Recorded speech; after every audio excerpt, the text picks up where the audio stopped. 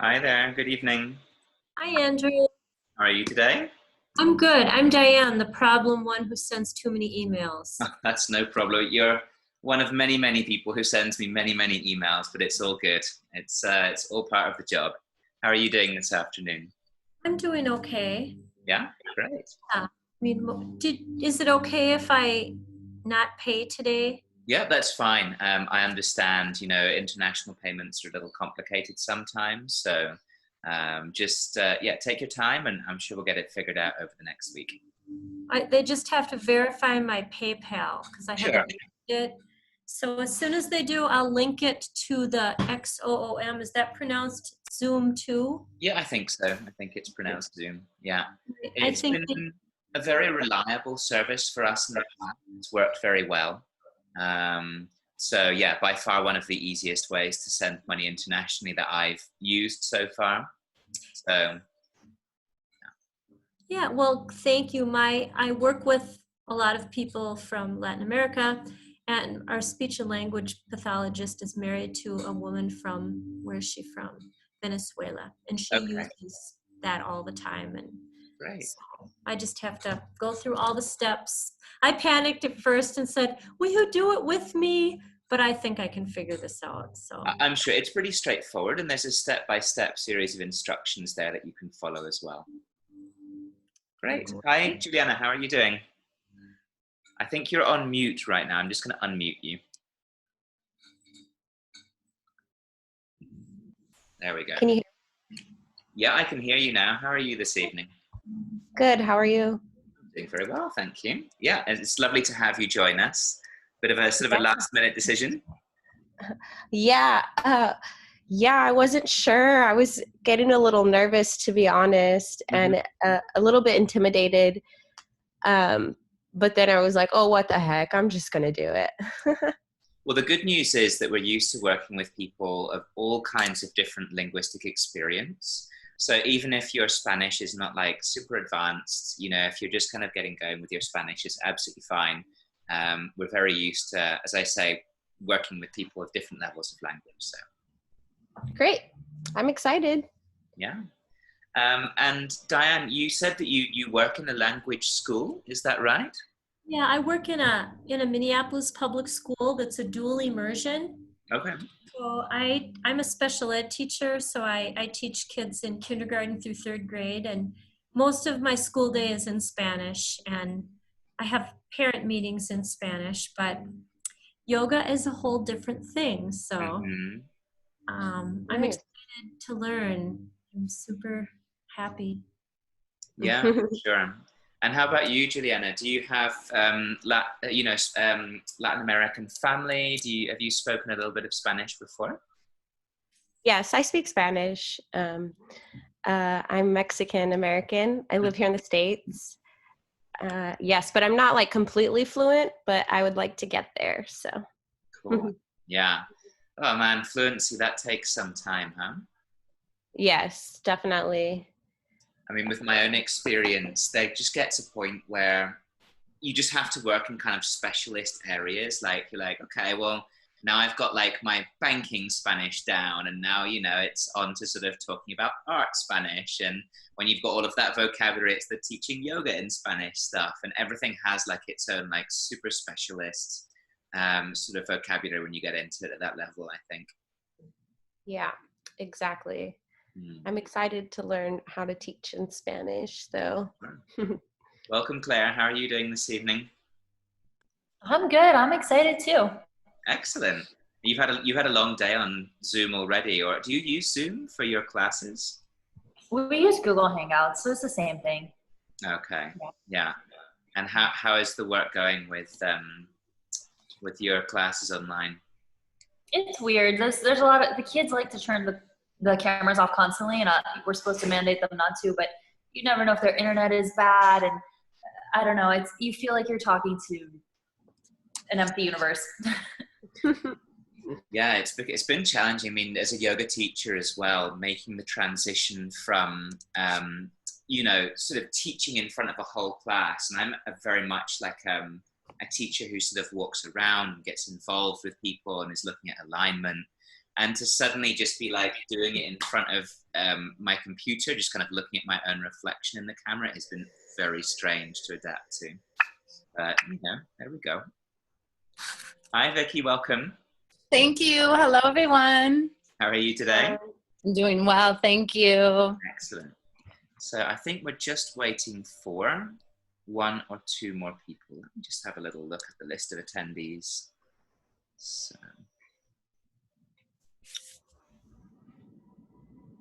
perfect. Okay. So we're just waiting for Joanna and Catherine, and I think that should be all of us. Yes, we've got 6 people in our course this time, which is a really nice number, actually. We've worked with language courses between, I think 16 is my largest number, and sort of maybe 3 or 4 is my smallest number. So working with 6 is a really nice kind of size of group, so that we can have some work in, kind of split the group into 2. And then also, have plenty of time for you all to ask questions and to, work out language in your own level as well. Nice. And so, Vicky, you're based in which area? I'm in Minneapolis right now, Minnesota. Oh, wow. Yeah, so is so in the everybody from the States so far in this course?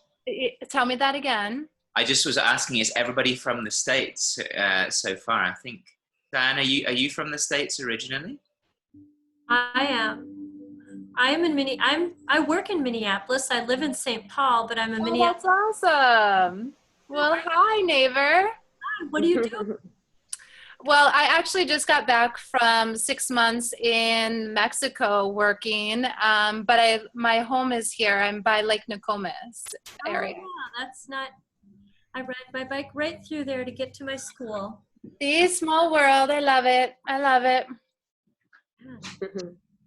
What school are you at? Wyndham Dual Immersion. I know exactly where that is. How fun. Really, This is very appropriate then. yeah, I have a dream. It will take a long time. I hope I can reach it, but I'd love to volunteer, teach yoga to the parents of my students. Mm-hmm. So. Oh, that sounds wonderful. Good for you. Well, it's a dream. We all have to have one.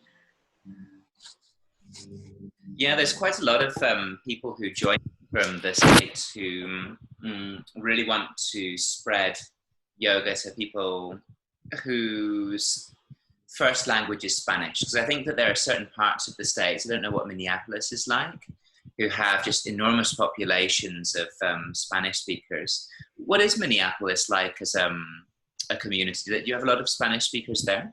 Mm-hmm. Yeah, quite a few. Absolutely.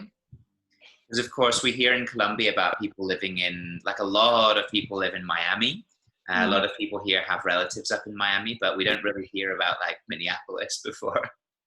Well, I don't blame them. It's not the warmest place in the to go after Colombia. I think, yeah. Well, I mean, it never drops here below like 70 degrees, like ever. And so, the whole year round is like, is pretty toasty. And now we're just waiting for it to even hit 70. So we're on the other. But it must admit, when I moved to Latin America, I think that was one of the things that I found quite difficult to adapt to in the beginning, was like just this total lack of seasons, that it just doesn't get like really cold ever. It sometimes in the year it's wetter, and we get these heavy rainstorms, and then it's like slightly drier. And as soon as it gets wetter, all of the local people are like, uy, qué frío, es que ya está llegando el invierno. And I'm thinking, my God, I used to live up by the Canadian border in the United States. So, I really felt what winter was like up there, in New England. Oh, my goodness. But it's whatever you're used to, I think, no? We have teachers from America Latina, and they've been at our school for 5 years, and they say they're always cold, because they're not used to Minneapolis. I can believe it. I mean, I think that, I took my wife, she's Colombian, to England the other winter, and she just, yeah, I really didn't get on with the sort of the chilly, rainy kind of weather that we get out there. But yeah, I think, I mean, and for me as well, living out here in Medellin, it's so hot a lot of the time, and I find it difficult to kind of be as productive as I would be in sort of colder climates. 'Cause I just feel like, oh my goodness, I just want to lie down and have a siesta. So we'll just give people another couple of minutes. Hi, Joanna, how are you doing today? I'm good. I was just listening to the last part that you were saying, and I'm like, oh, how I wish to be in warm weather right now. Are you in New York right now? Yeah, I mean, it's transitioning right now, but it's still a little cool. Yeah, I can imagine. Do you often go for work out to warmer climates like Latin America or further? No, not Latin America. Sometimes I go to Miami or LA. Yeah, that's pretty much it. Where are you in New York? Brooklyn, Oh, where do you know? Well, of course you know. Which neighborhood? Bensonhurst. Okay, my daughter's in Bushwick. Okay, it's not too far from me. It's about a 25-30 minute drive. So you're coming through a really hard time. I know the details. Yeah, I mean, you know, there's a lot of things going on, and people are just kind of frustrated and scared, and you know, nobody knows what's going on, and then there's a lot of stuff going on in the media, and you know, sometimes you don't know what to believe. So yeah, it's a lot of I don't know. Yeah. Getting better. Yeah.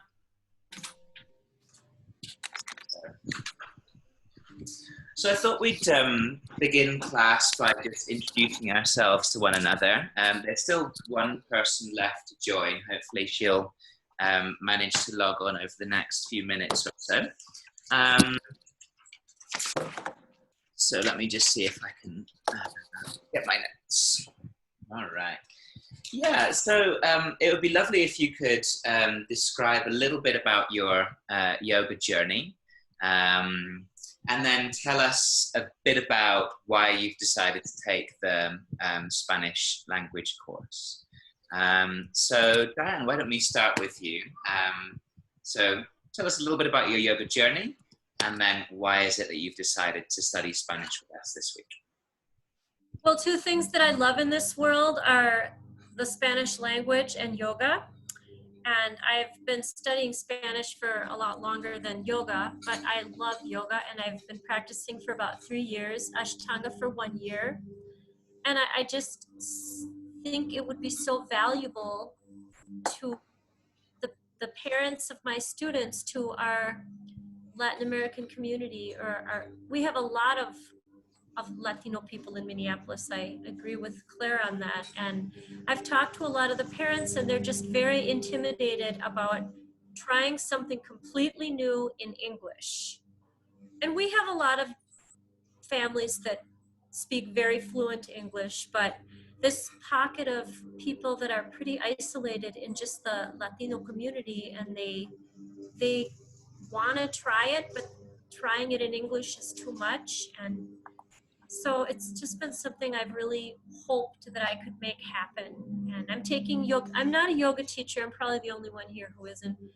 But I'm taking my 200-hour training starting in October. And I have a lot of encouragement from like Molly. How well do you know Molly, Andrew? I don't even know. Molly? Yeah, I mean, I think we've been back and forth communicating for some time, but yeah, not massively well. She owns a studio, and she's just been super encouraging of my kind of mission, where I want to not charge money. I want to just make it accessible to people. So I hope I can do that someday. Thank you so much, Diane. That's wonderful. Juliana. Hi, I'm Juliana. I live here in Seattle, Washington. I got my yoga teacher certification in 2017, And I actually did a training in Colombia, in Cali. Oh yeah, I know the one. Yeah, and I was traveling around Colombia actually, and I ended up in Medellin, and I heard about this program they had there at your studio, and I wanted to return to Colombia and eventually take the classes, but then you guys started offering them online, so it was perfect. So here I am. Great. And what's your mission with yoga in Spanish in the long run? Well, I think it's just something different to bring to the community here. I don't know how long I'll be in Washington, but wherever I'm at here in the States, I think it's just something that you don't come across too often here. So I think it'll be just like something different and fun, and involve a whole different crowd and community of people. Cool. Thank you, Juliana. Vicky. Hello, everyone. I'm here in Minneapolis, Minnesota, and I've been teaching yoga for, I don't know, maybe 7 years, and I've been teaching Pilates for a little longer. And I've been managing a Pilates and yoga studio here in the city until recently. When I was fortunate to go to Mexico and work at a resort and teach yoga and manage and things.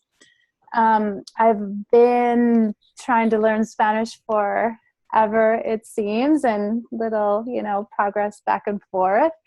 And I've always wanted to merge the two as well, similar to Diane, I guess. Like I want to be able to not only speak the language, but teach.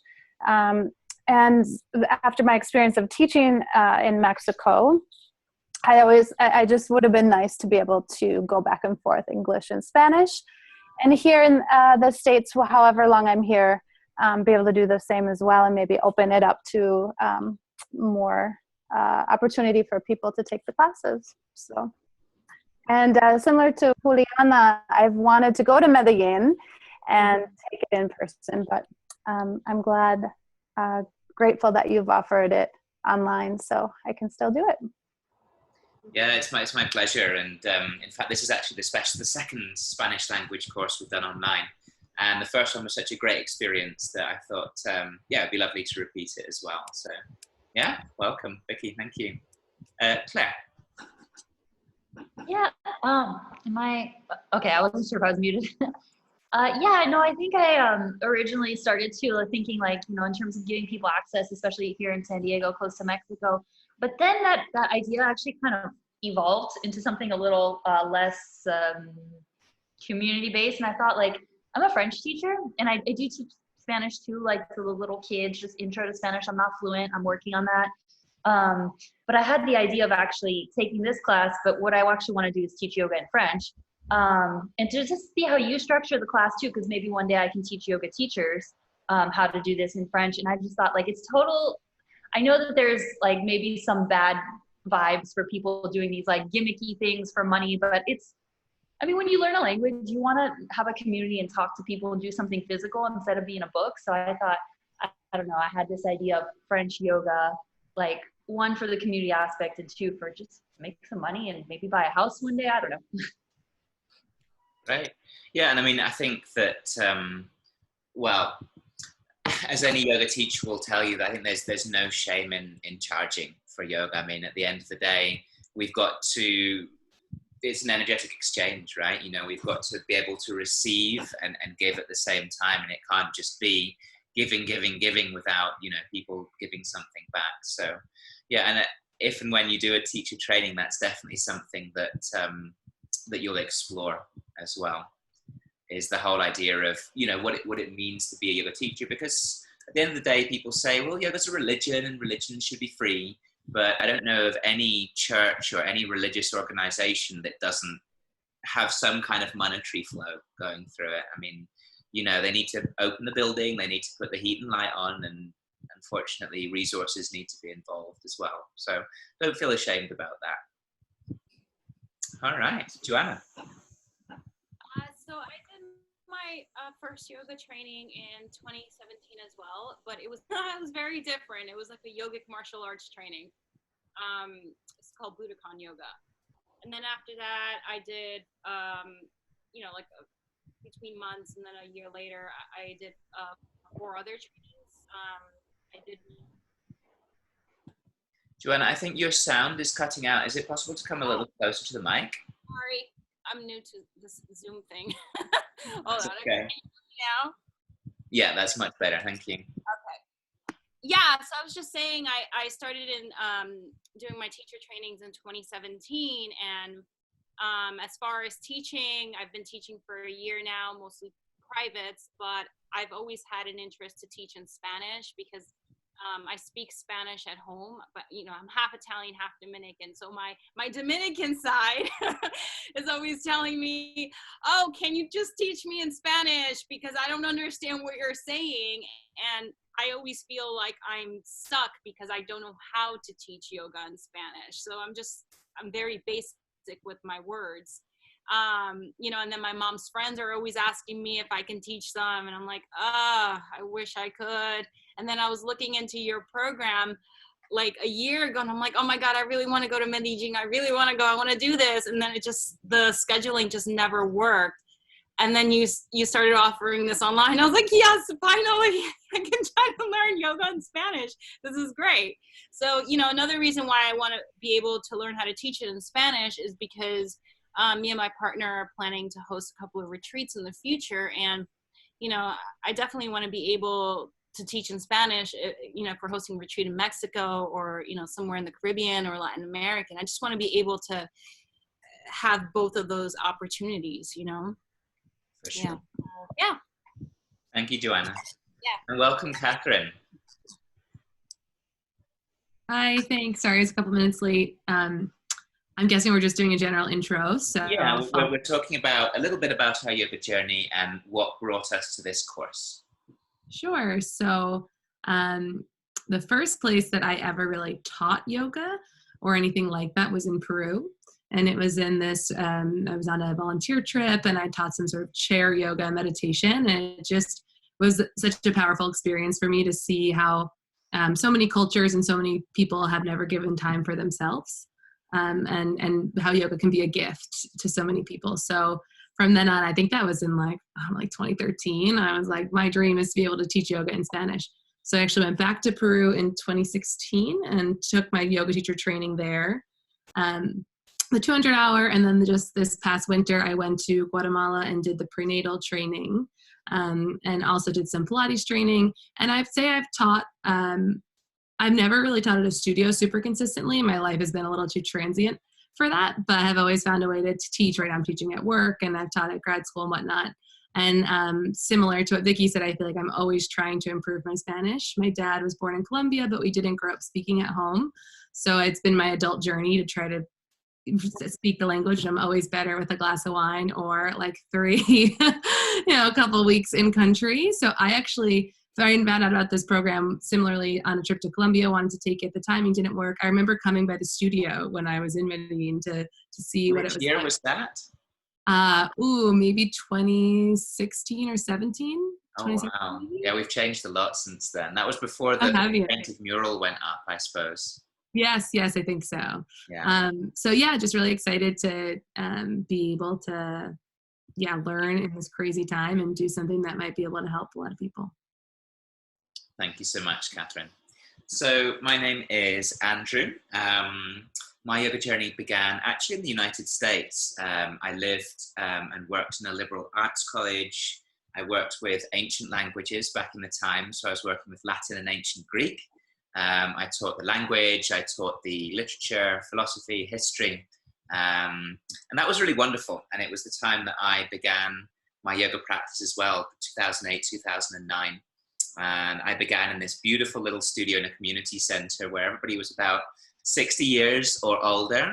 And I was kind of the least strong and least flexible person in the room. But so it was a good start. And after that, I moved to Spain, where I started working as an English teacher.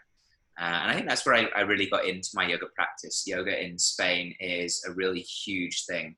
I mean, there's literally in Madrid a studio on pretty much every corner. And so that was the time that it sort of inspired me to take a teacher training. And so in 2014, I went out to Thailand and started working in Southeast Asia. I taught for a while in Bali before deciding to move out here to Medellin in 2015.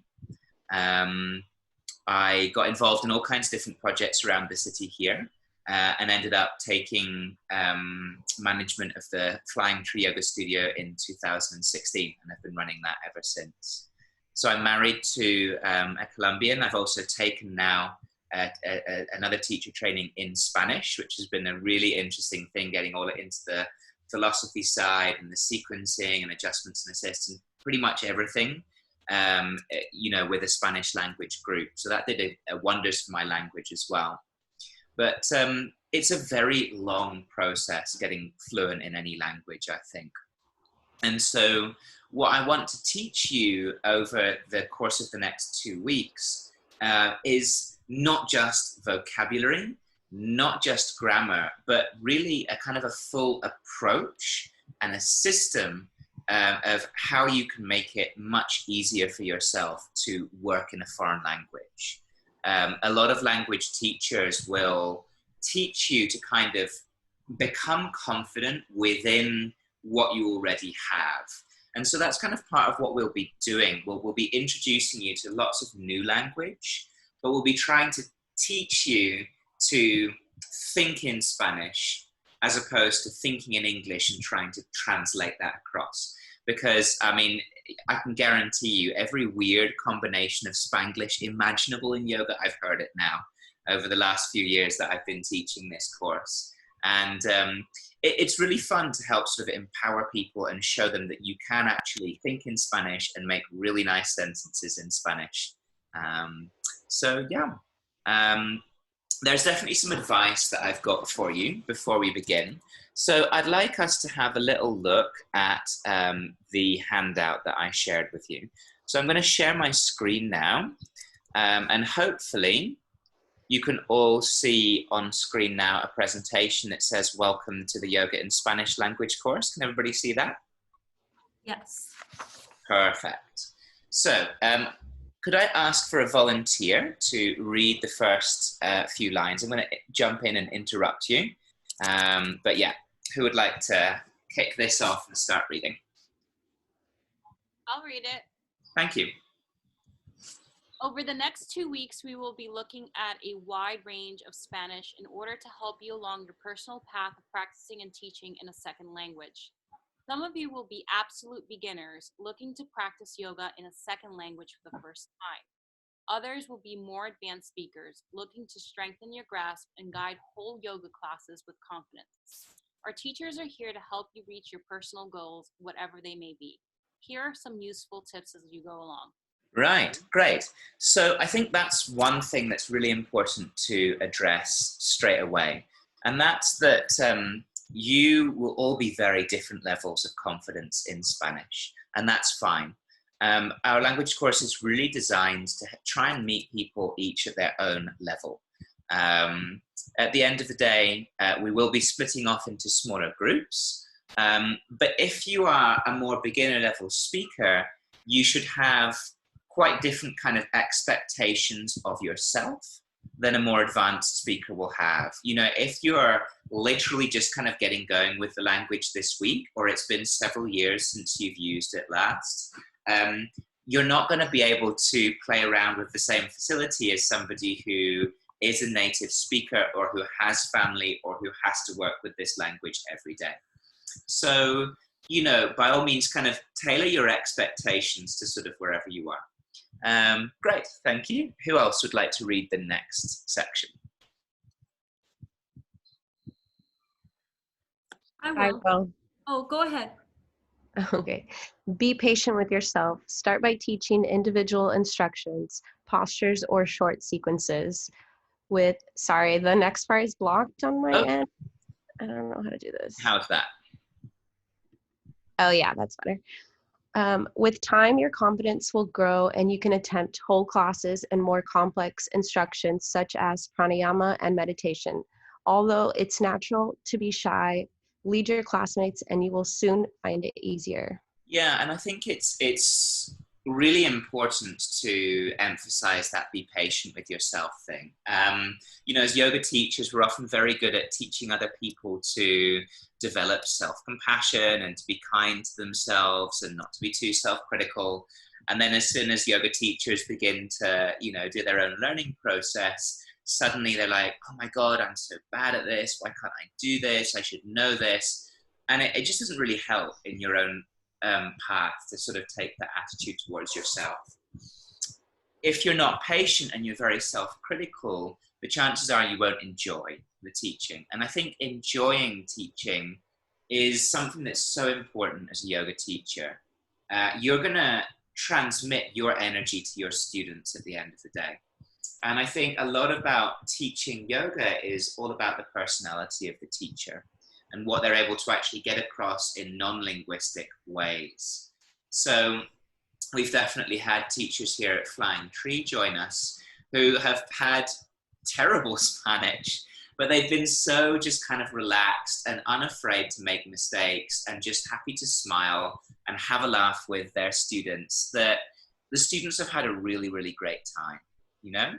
And then we've had other teachers who are super good language speakers, very, very proficient, but are just so tense and just trying not to make a single mistake.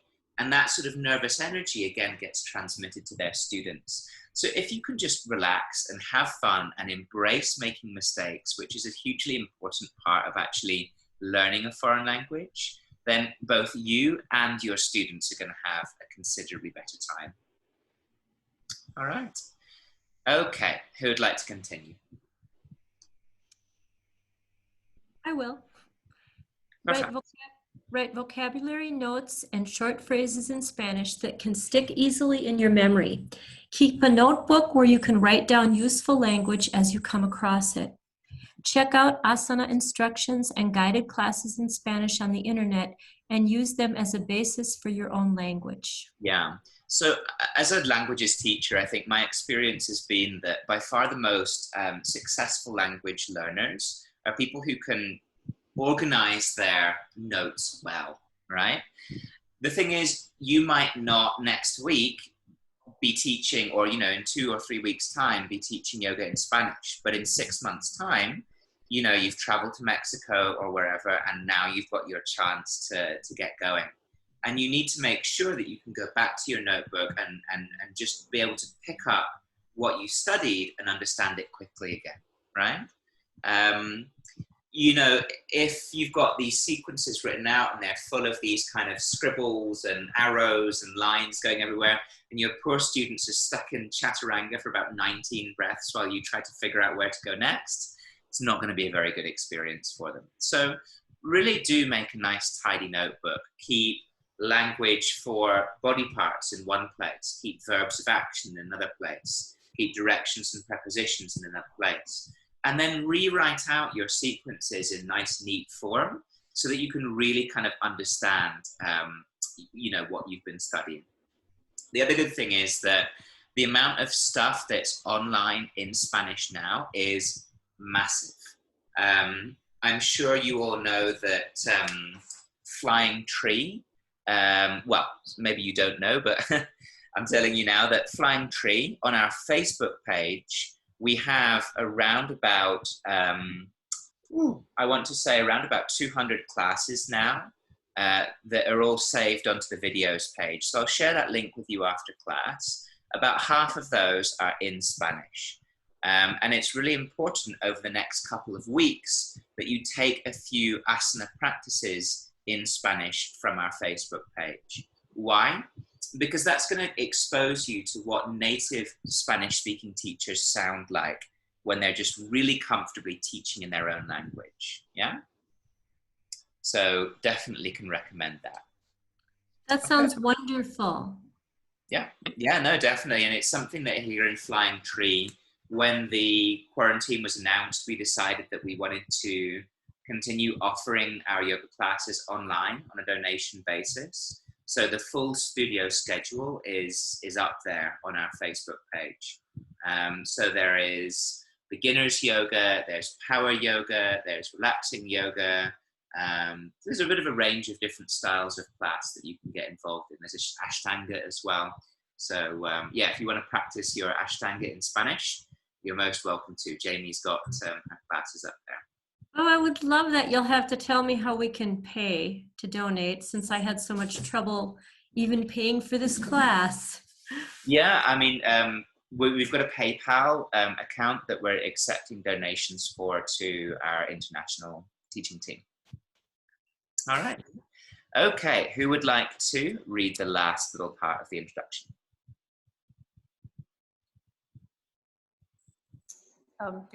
So keep it simple. It is difficult to produce lengthy instructions in a foreign language, especially when you are the beginner intermediate level. To keep a nice flow, avoid confusing students. Produce short sentences. If in doubt, use the verb, object, direction, preposition pattern. Try one instruction per posture and use physical demonstrations to guide. Avoid metaphorical phrases. They don't always translate very well into another language. Melt from your heart center. Diversity of language, creative images, simile and metaphor will come in time as your confidence grows. Yeah, and I think that's super important to keep a focus on there. That make it simple, because if you start to think about all of these like super complex phrases that you use, you know, maybe you're a very technical teacher in English, and then you try to translate those across into Spanish, you know, these sentences that end up being 59 miles long, chances are people are going to get lost and confused. So what I really encourage people to do is just to strip your language back, keep a nice flow, make it easy for yourself, and everyone, yourself included, is going to have a much, much better experience. We're going to take a little bit more of a look at the whole verb, object, and direction pattern later on. But in general, yeah, start simple, build metaphor in as you sort of get more confident, and deal with simpler things first, and then move on to things like pranayama and meditation with time. Okay, does that make sense? Perfect. So we're just going to dive straight in.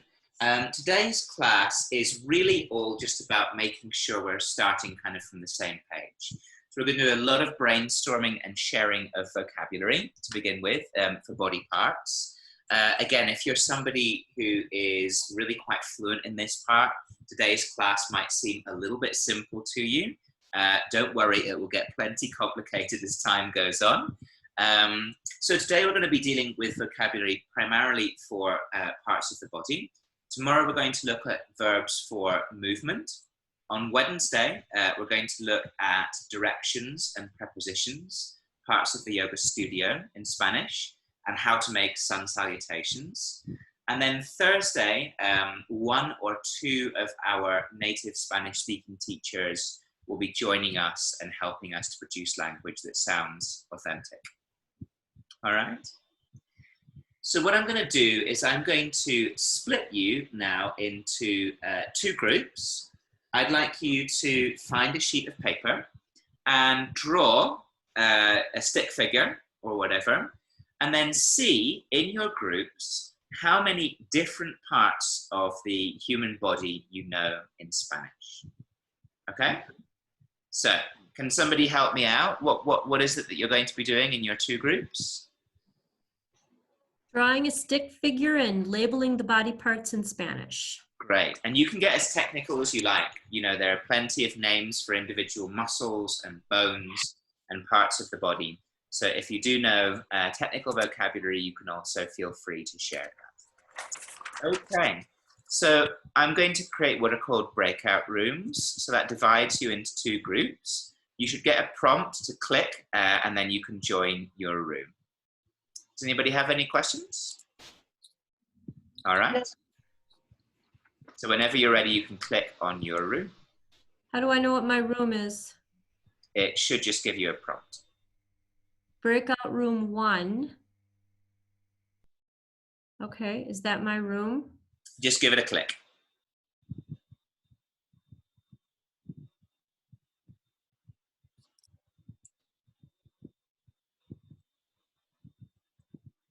You, Catherine. I am currently on Long Island, but I live in San Francisco, Okay. sheltering in place with family. So, Nice. yeah. You get Andrew, okay, or are you in every room? Okay. He's everywhere, right? In every room. All right, so we're Just, making. I'm a non-active participant here, so just you lot go ahead. Mhm. Okay, so I'm making my little stick figure. Not that you can see it. Should we start from the head? Yeah, why not? We'll start from the top and move down. Okay. Okay, awesome. So we've got cara. I know cara, face, right? Mhm. La cabeza, the head. Sí, sí. Los ojos, the eyes. Mhm. Oh, I should draw some eyes. La nariz, nose. Ojos, nariz. Sí, I have a boca. Yeah. Mhm. Las cejas, eyebrows. Ah, say that again. Las cejas. Cejas. Ooh, so I can do, even though this isn't going to be handy for yoga, I know pestañas, which are eyelashes. Like one of my favorite words because I like to be able to say it. It's like pestañas. Pestañas, I like that. What is chin? It's like frente or no? No, frente is like Oh yeah, forehead. Oh, well, that's a good one. right. Yeah. We need frente. La or L? I would think la or because it's an e. Is it la frente? Is it la frente? La frente, sí. Yeah. Yeah. Mhm. Okay.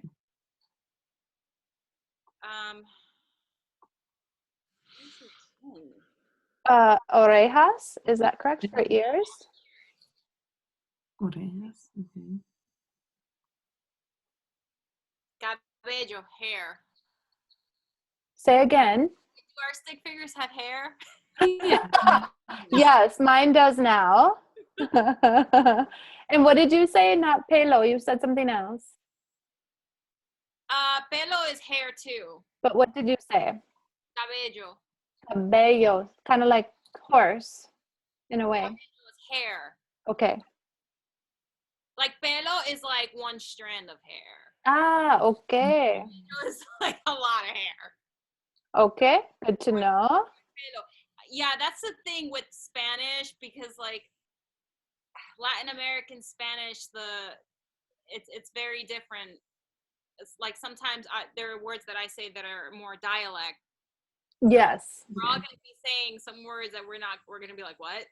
Yes, I found that like in Spain versus Mexico. I was like, am I speaking the same language? It's fun though. It's all good. It's fun. Is it cuello? Cuello. Cuello. I'm still trying to think how you say chin. I feel like it's something like barba or That's beard. I know. I'm like, is it gonna be something like that? Like, I don't know, chin. nah, it'll come. Will we say much with our chin? How do you say tongue? That's what I was gonna say. Lingua. Yeah.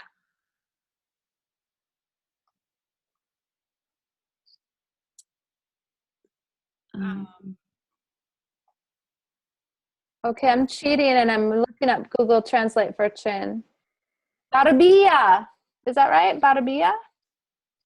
See, I've never heard of that. Okay, it's probably Oh only in certain areas, right? Okay, we went to cuello. How do you say it? El cuello. El cuello. Is that neck or throat? Neck. Neck. Yeah, neck. Okay. I think. Because I feel like throat is something like starts with a G, like garza or some. I don't know what is it. Yeah, el cuello is neck. Okay. El cuello.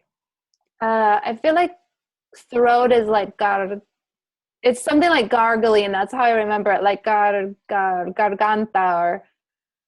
Oh, la garganta is throat. Right. Yes. Yay! We got it.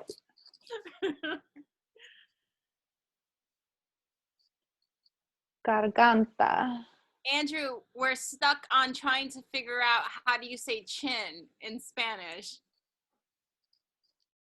Sorry, I'm right in the middle of eating an apple.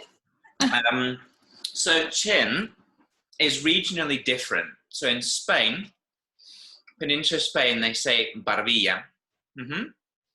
But here in Latin America, they say mentón. Mentón. Yeah, so I'll share both of those with you later on in the presentation so that you can see how they're spelled. But it's Okay. barbilla or mentón. Mentón. Okay. That to me sounded like beard. Yeah, so barba is beard, so barbilla would be like a little beard, I suppose, or something. But here in Latin America, you never ever hear barbilla. It's always mentón. Mentón. El mentón. Okay. I'm just going to join the other room and see how they're getting on. Sure. Okay, we got two. La barbilla. ¿Cómo se escribe mentón? ¿Con un acento sobre el O? Sí. Es similar mentón en francés que en español, entonces es más fácil para mí de recordar. Ah, sí, es muy útil saber dos idiomas o más que dos.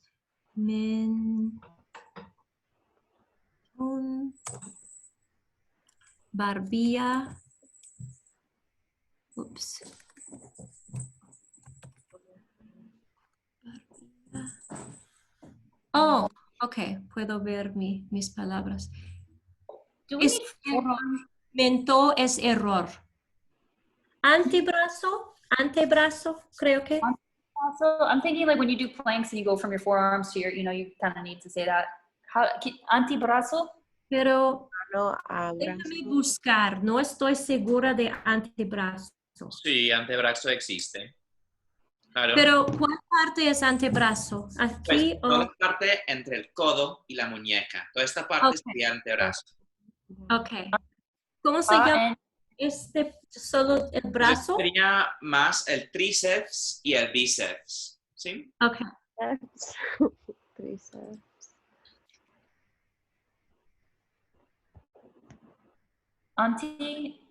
A-N-N-T-I, brazo. Voy a escribirlo. La.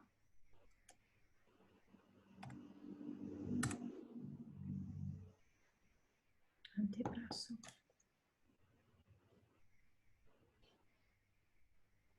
Oh, antebrazo.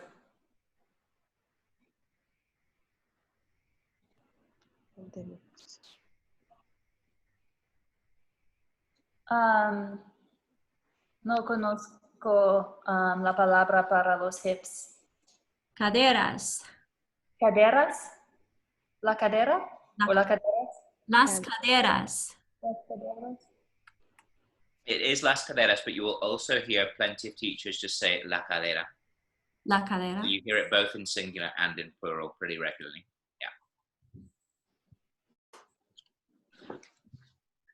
And el pecho, the chest.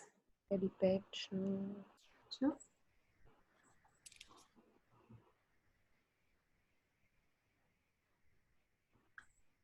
Los muslos son la parte superior de las piernas. Muslos. Las piernas. Una vez más, Los muslos. ¿Andrew tiene tilde muslo? No, no tiene tilde. Muslos. La parte superior de las piernas. Thighs. Thighs. Not to be confused with músculos. Muslos.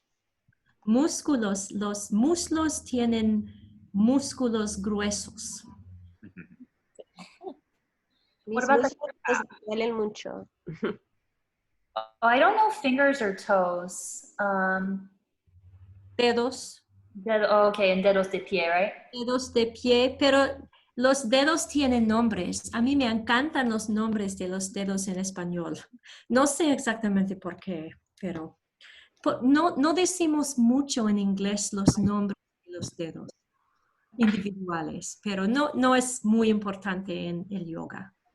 Sobre todo en la parte de pranayama, ¿sí? Cuando estamos utilizando como dedos diferentes, distintos para hacer como nadisodhana, para formar mudras, o sea, en la parte de mudras sí, es importante, pero también cuando se está hablando sobre la alineación, por ejemplo, de los deditos con la muñeca, o sea, cuando estás formando una base en una postura, en este momento sí, también es importante, sobre todo hablar de los dedos índice y corazón. Yeah, so we'll talk about that a little bit later on in the course. Los dedos de paz y amor.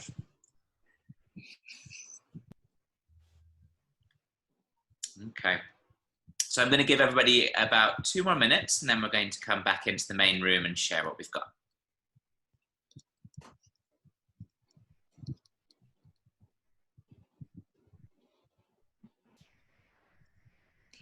¿Podemos continuar con las piernas? Las rodillas. Las rodillas. Y la rótula. Rótula is a kneecap. I hope. I thought rodilla is knee, no? Is there a difference between a knee and a kneecap? I think so. I don't know that I do. Rótula. But I'm checking because I don't want to. That's correct. La rótula is this is the technical term. Also la patella, your patella. So it's if you look at your quadriceps, right? It's a muscle that goes over the front of the thigh. It originates, one of the quadriceps, the most important one, originates in the top of your hip joint.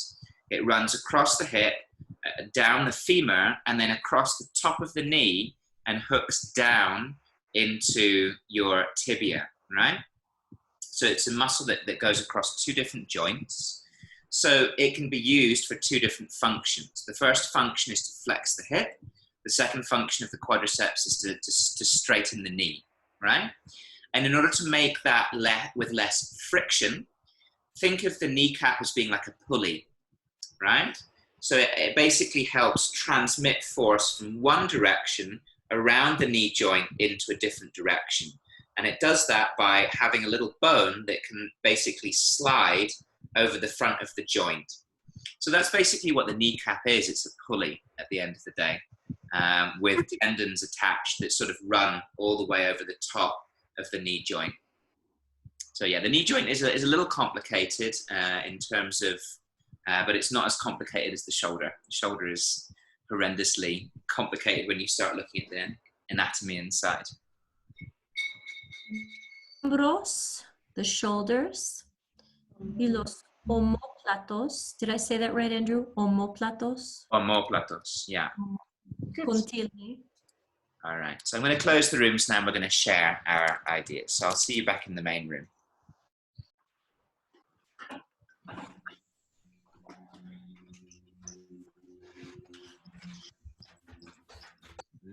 Okay.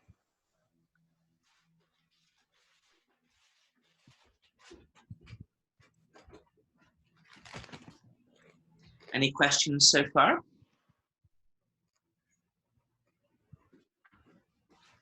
No. Okay. I'm sure there'll be plenty of questions by the time that we've shared our ideas. We'll just give the others a moment to come back and join us.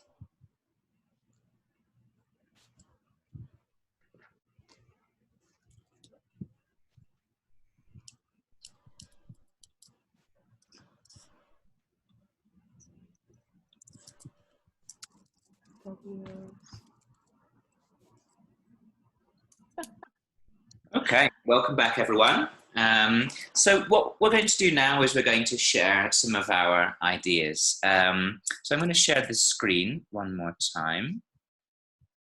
Okay.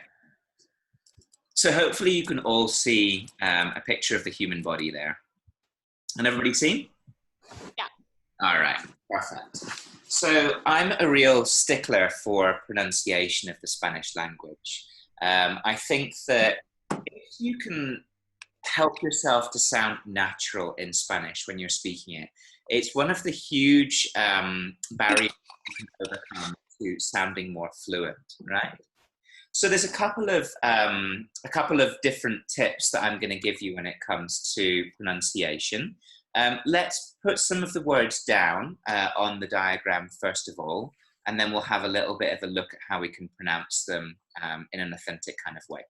So who would like to help me then from group 1? So that was Joanna, Vicky, and Catherine. Who would like to help me with words for the face and head area? Well, we came up with cabeza. Okay, so let's start with that, la cabeza. So I'm sure most of you probably know now that most, but not all words that end in an A are feminine. Most, but not all words that end in an O are masculine. Okay. Thank you so much, Vicky. Somebody else who can help me with other words for the head and face? Los ojos. Los ojos. Good. What does it mean if somebody says to you, ojo? One eye. It could do. Look at this. Watch out. Pay attention. Pay attention. Good. So it's something that you'll hear in yoga classes. You know, for example, if somebody's talking about the positioning of the knee, they might say, ojo, cuidado que no sobrepase la rodilla. Yeah? So careful that your knee doesn't sort of go too far. Okay? So ojo. Oh, and I have a question about ojo really quick here. Mm-hmm. Andrew, is that like un mandato? Do I need to be worried about usted or formal? That's a great question. So what forms of the verb are we going to be using? We'll talk a little bit more about that tomorrow in the verb section. So remind me if I don't come around to that. Okay, so los ojos, ojo. Good. Any other words for the head, face, and neck area? La nariz. La nariz. Very good. Okay. What else? The nose. La boca. La boca. Very good. What would your boca be? Your mouth. Your mouth. And what else do we have in the mouth that might be useful for our asana practice? La lengua. La lengua. Yeah, so that's your tongue.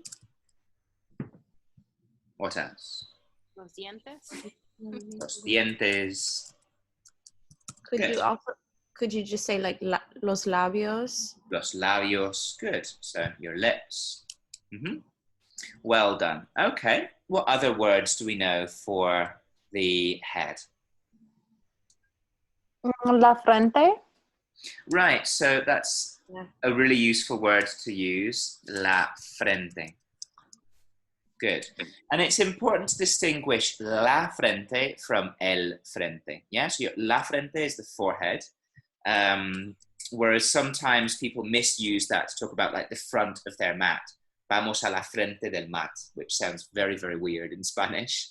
Yeah, you might say miramos al frente, look to the front, which is masculine. When it's feminine, it means forehead. Good. Okay. What else? Las orejas. Good, las orejas. And so what does the word oreja mean? Ears. Ears. But that we have to make a distinction, right? Because there's another word for ears as well. This part here, the outside are the orejas and inside oídos. Good, so los oídos is the other word, okay? So the oreja is the sort of the skin and cartilage part of the ear. Your oído, which of course is associated with which verb? Oír. Oír. Yeah. Your oídos are associated with hearing, okay? So it depends what you're talking about in the context of the ears. This would be tapamos los oídos, right? Or tapamos los oídos. because I'm blocking out my hearing.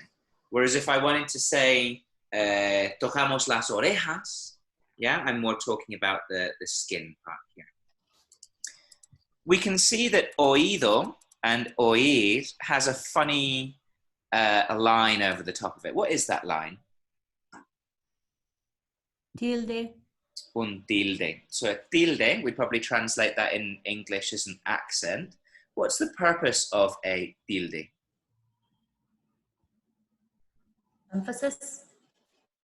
Right, that's correct. So, I mean, I'm sure Diane could tell you, but the actual rules as to where the stress comes in Spanish words are kind of complicated, and we don't really have time to get into all of that today.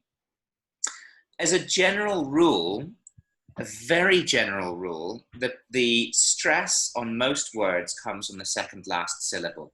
So cabeza, ojos, boca, lengua, frente, orejas, yeah? When a word doesn't follow the normal pattern of rules, then you'll see a little accent there, a tilde, which is going to tell you, okay, this is where the accent's going to go, the stress. Oído, oír, okay? As I say, that rule about the penultimate syllable is not a hard and fast rule. There are plenty of exceptions, but just as something that will help you very much kind of in general to kind of guess where a stress goes, it'll be that. Okay? Perfect.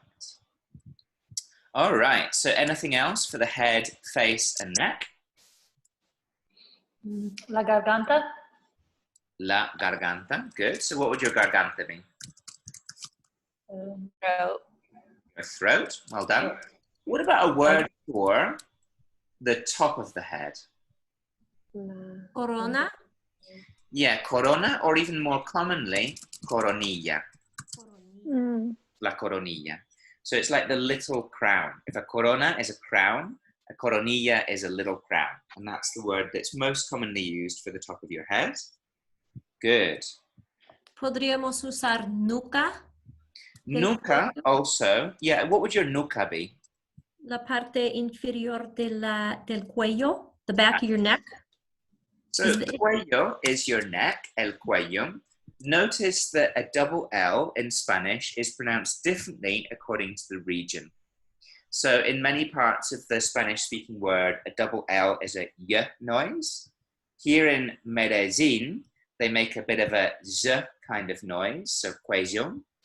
And if you go to Argentina, that will be much more of a sh noise, cuello, yeah?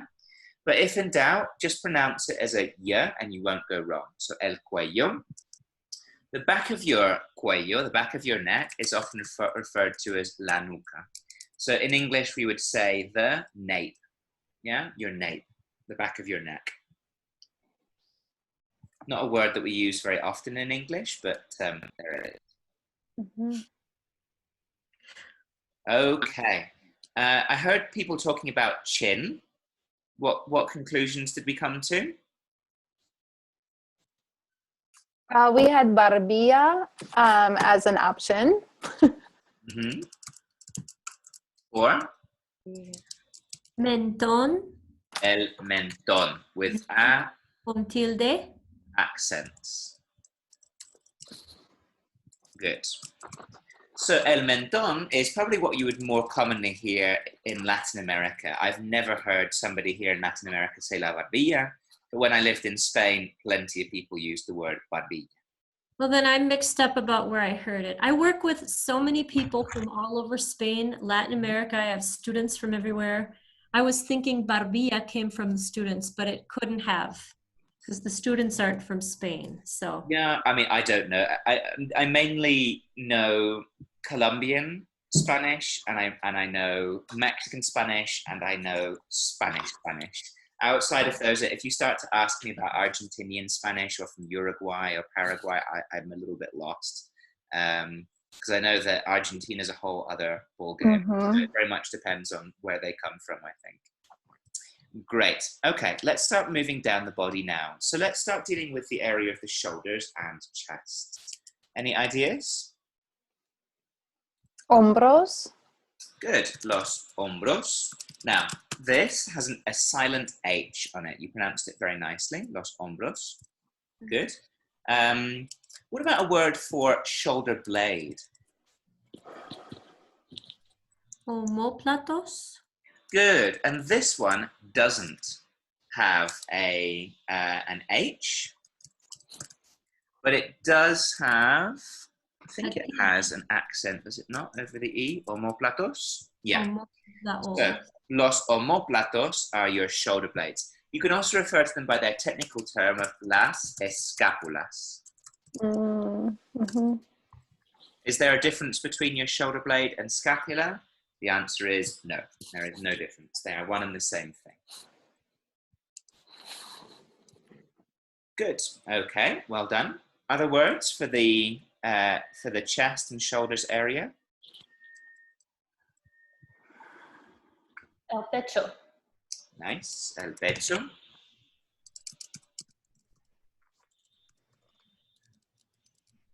Very good. The chest. Sometimes you can refer to the breasts as los pechos as well. Good. Okay. Of course, if you wanted to be technical and start talking about muscles, you've got which muscle on your chest? It's a cognate. That sounds like deltoid. Deltoid is your shoulder. Pectoralis is your chest. Pectoralis. Yeah. So los pectorales. Pectoralis. I knew it was a cognate, but I don't know my muscles. Yeah. So your deltoides, you've got 3 of them on the top of your shoulder. So you've got your anterior, intermediate, and posterior deltoids there. And they're associated with all kinds of wonderful shoulder movements, flexion, extension, and abduction. Great. So el pecho, los pectorales. Good. Okay. Let's move down the arms now. So what's a word for arm?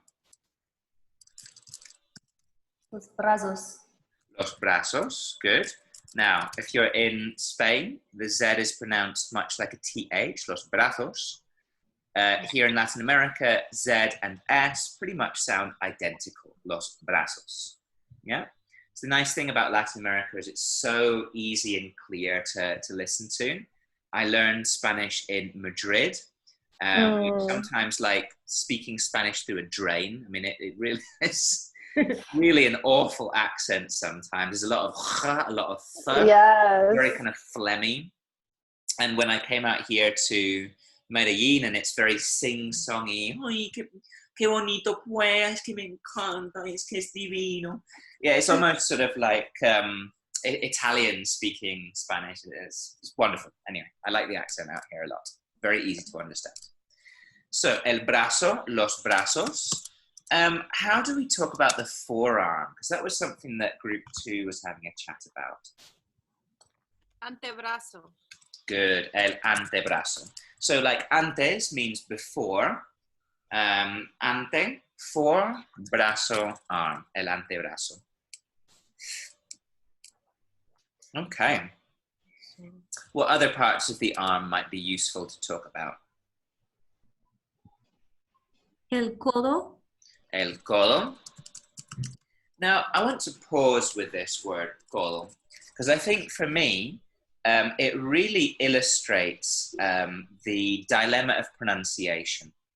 So when I started working in Spain as an English language teacher, I began to notice that Spanish speakers, they really, really emphasize vowels. They make their vowels sound very, very strong, and their consonants sound very, very soft. We, as English speakers, do literally the opposite. We make our vowels sound very, very soft, yeah? And we make our consonants sound very, very harshly accented. So quite often a foreign speaker would say el codo. You know, this is k and a d. So we have these strong t, p, d, g, very harsh sounding consonants. One of the tricks to speaking Spanish is learning to soften those consonants. So for me, with a word like codo, I don't make my D in the same way as I would in English, yeah? I would place my tongue more against the roof of my mouth. Codo. Codo. Codo. Codo. So it's very, very soft sounding. You almost don't hear the D at all. El codo. Yeah? Cabeza. Again, I almost don't pronounce the B. Cabeza. Cabeza. Cabeza. The difference is we need to make our vowels sound really, really strong. So let's repeat them together. I'm going to say them and then you can repeat them with me and we'll just get used to making these kind of harder sounding vowels. So ah, Ah. Ah. ah, Ah. eh, Eh. eh, Eh. e, E. e, E. o, O. o, O. u, U. u, U. eh, E. o, O. a, A. e, E. u, U. eh, E. a, A. o. O. Okay, so codo. The codo has this strong sounding O in it. Let's say it together. Codo, Codo. Codo. codo, Codo. boca, Boca. boca, Boca. hombros, Hombros. hombros, Hombros. ojos, Ojos. garganta, Garganta. barbilla, Barbilla. nariz. Nariz. Good. So you can see that we have our work cut out for us when it comes to pronunciation. And you get literally the opposite in Spanish. So, you know, you have Spanish speakers saying, I went to walk my dog this weekend. You know, and it just, it also sounds pretty bad. So for them, they need to soften their, you know, their vowels, and they need to learn to really pronounce the ends of their words. You know, it's so common for Spanish speakers to say, yesterday I wanted to go to the park. And you're like, I wanted, it has an ED on the end. Well, yes, I put the ED on the end, they'll tell you, but they just don't pronounce it. So it's really about making sure that Spanish speakers can pronounce the end of the word. Good. So all of this to say that I will be paying special attention to your pronunciation over the next few weeks. The good news is that Spanish is a very easy language to estimate how it's going to sound, okay? There are only 5 sounds for vowels, and that is it. That's all you have to know. In English, we have what are called diphthongs. Can anyone help me? What is a diphthong? 2 vowels together make 1 sound. Yeah, good. So a common example might be this word, okay? Euro, okay? Euro. So the E and the U kind of squash together to make this Y noise, euro, okay? In Spanish, they pronounce the vowels separately. Euro is how you would say that word here, el euro, yeah? So the nice thing is you pronounce all of the vowels separately, and they're never going to sound differently than those 5 sounds that you have to make.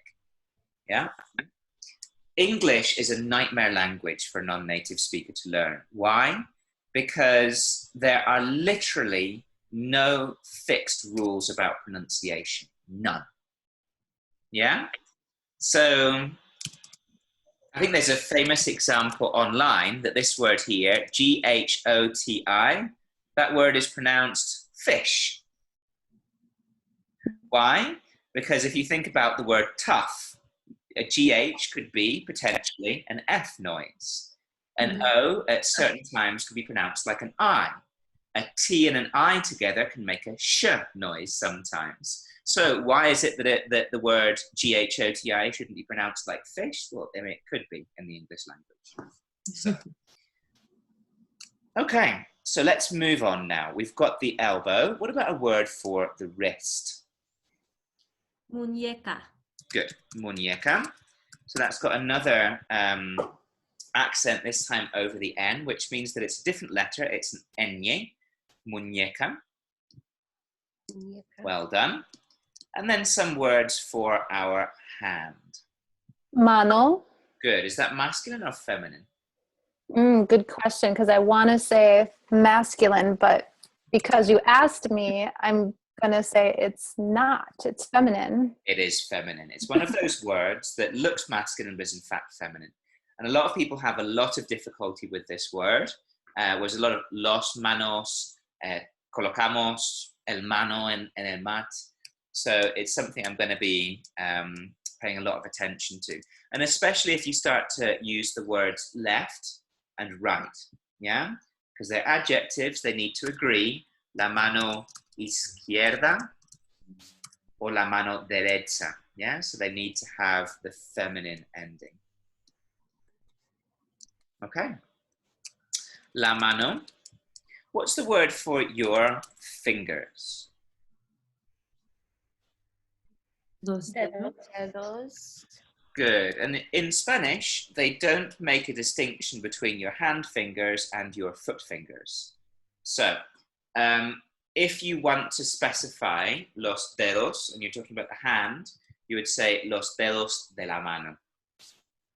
Yeah? If you wanted to specify your toes, you would have to say los dedos del pie. Okay. There are plenty of other words for the different fingers, also for the palm, the back of the hand, the knuckles. We'll come back to those sort of as and when we need them over the next few days. All right, let's move back to the torso. What runs all the way down through the middle of your torso that helps keep you upright? La columna. Yeah, your spinal column. So la columna. And you'll sometimes see it attached to the word vertebral. Okay, la columna vertebral, or just la columna. Your spinal column. Now, there's actually 5 different parts to the spinal column, right? There are 3 that's in the main part of the spine and 2 that are in the pelvis. Who can help me? What are the 3 parts of the main spinal column? God. Cervical. The cervical spine, good. What else? Thoracic. Thoracic and lumbar. And lumbar, good.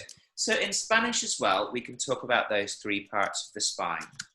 And in Spanish, they say la zona. What is a zona? The zones, the 3 zones. A zone or an area or a region, right? And then we can add the 3 different areas. So la zona cervical is your cervical spine. So far, so good. No, cervical and cervical are literally written the same way. La zona torácica, your thoracic spine, and la zona lumbar, your lumbar spine. So those are your 3 different areas of your main spinal column. Questions? I don't have a question, but I was just telling my group, I was like, a lot of these words are in English, but we just add la. Yeah, especially if you're talking about muscles, because they actually come from the Latin, and both English and Spanish have Latin as one of their sort of mother languages. A lot of the words are going to be the same. So los pectorales, los deltoides, los bíceps, los tríceps, los cuádriceps.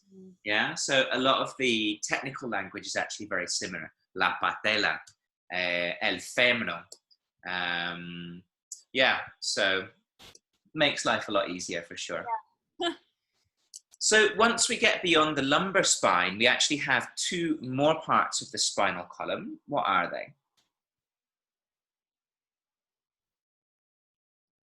El coxis. Joint.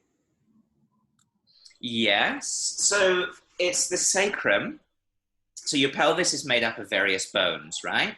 2 parts of the pelvis are actually parts of the spinal column that are fused together. So the sacrum is one of them, el sacro. Coccyx. Good. And the final one is the coccyx, which is the little tiny fused part of the pelvis below the sacrum. And of course, those join with the ilium, with the pubis, to form the rest of the pelvis. So el sacro. And coccyx. How do we spell coccyx in English? C-O-C-C-Y. Yeah, it's a horrendous word, isn't it? Who thought that was a good idea to spell it C-O-C-C-Y-X? But in Spanish, thankfully, they've said, we're just going to write it how it sounds. So it's el coxis, C-O-X-I-S. Oh, so easy. There you go, el coxis. Very good. So that's going to help you deal with your spinal column. We've still got to talk about the waist, ribs, and hips. So who can help me with ribs? Las costillas. Good. Las costillas. Here in Colombia, one of the most popular things you'll find in any menu. They're obsessed with costillas. Good. Okay. So that's your ribs. Again, if you want to get technical, you've got el esternón, el plexo solar, las clavículas. So there are tons of words there if you want to get more technical about the bones that are in your chest. Good. Let's go down to the waist now. What would be a good word for waist? Cadera. Ooh, let's not go down as far as the cadera quite yet. Let's stay a little bit higher. Sorry, that was hips. Cinturón. Good. El cinturón.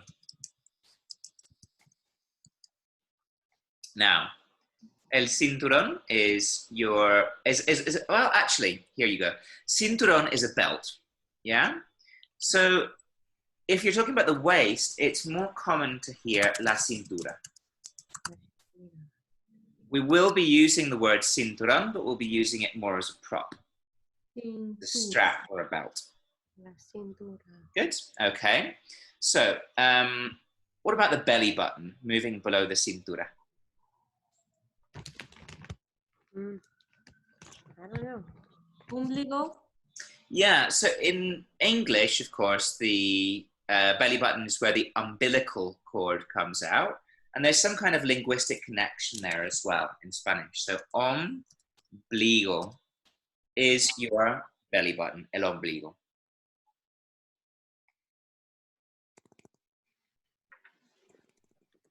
Good. Now we can move down to talk about the hips finally. So what was that, Joanna?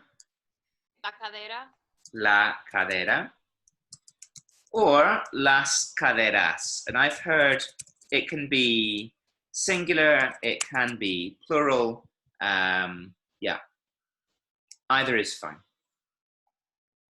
Okay. Now, at the bottom of your pelvis, you have two protruding little areas of bone. Yeah? So they're part of the ischium. We call them the sit bones in English. The technical term from anatomy is the ischial tuberosity, because it's like a sort of a thing that sticks out. What do we call those in Spanish, your sit bones?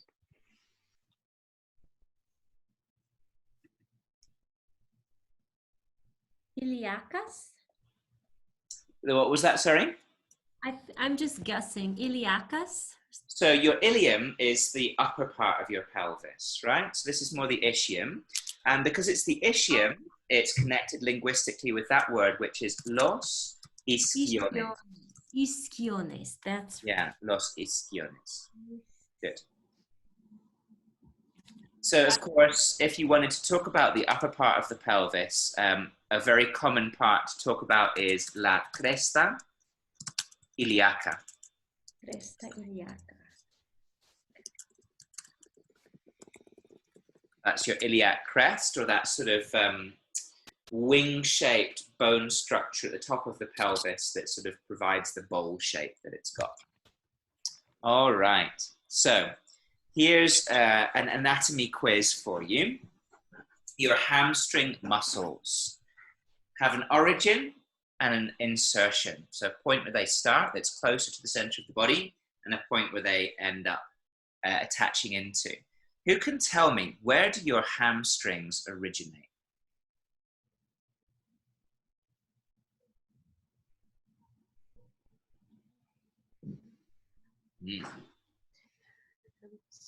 This is a really useful one to know as a yoga teacher, because people who overstretch their hamstrings, they're located underneath by your piriformis, right under your glutes. yes, definitely. So they actually hook into the sit bones, yeah? They're attached into the ischial tuberosity, right? So a lot of people who overstretch their hamstring will actually complain of a pain right up in their sit bone area, yeah? Which is common for people who, you know, suddenly start doing tons and tons of forward folding. They stretch their hamstrings out, but they inflame the tendons there. So your hamstrings, they start up on the sit bones in your isquiones, and where do they attach into? Las rodillas. They go over the back of the knee. If you actually have a look at your knee, you'll be able to see the tendons going across the back of the knee. And they join into the bones on the lower leg. So in Spanish, the word for hamstring is basically the combination of ischion and tibia, okay? So the word that they use for hamstrings are los isquiotibiales, yeah? Because they're basically naming the origin and the insertion of the muscle. Los isquiotibiales. Those are your hamstrings.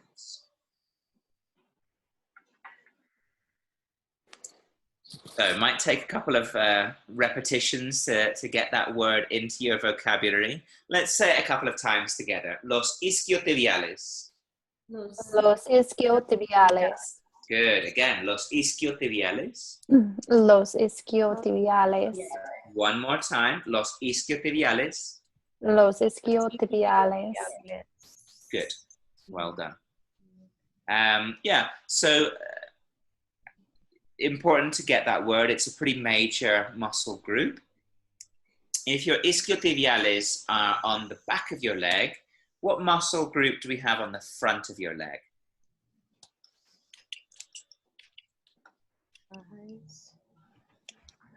Everybody knows this one? Quadricep, but I don't know how to say it in Spanish. Literally the same. Ah, perfecto. They don't use QU very often in Spanish, so it's CU. Quadriceps, los quadriceps. And it's got an accent, un tilde, over the A, because it's quadriceps. Not quadriceps, but quadriceps.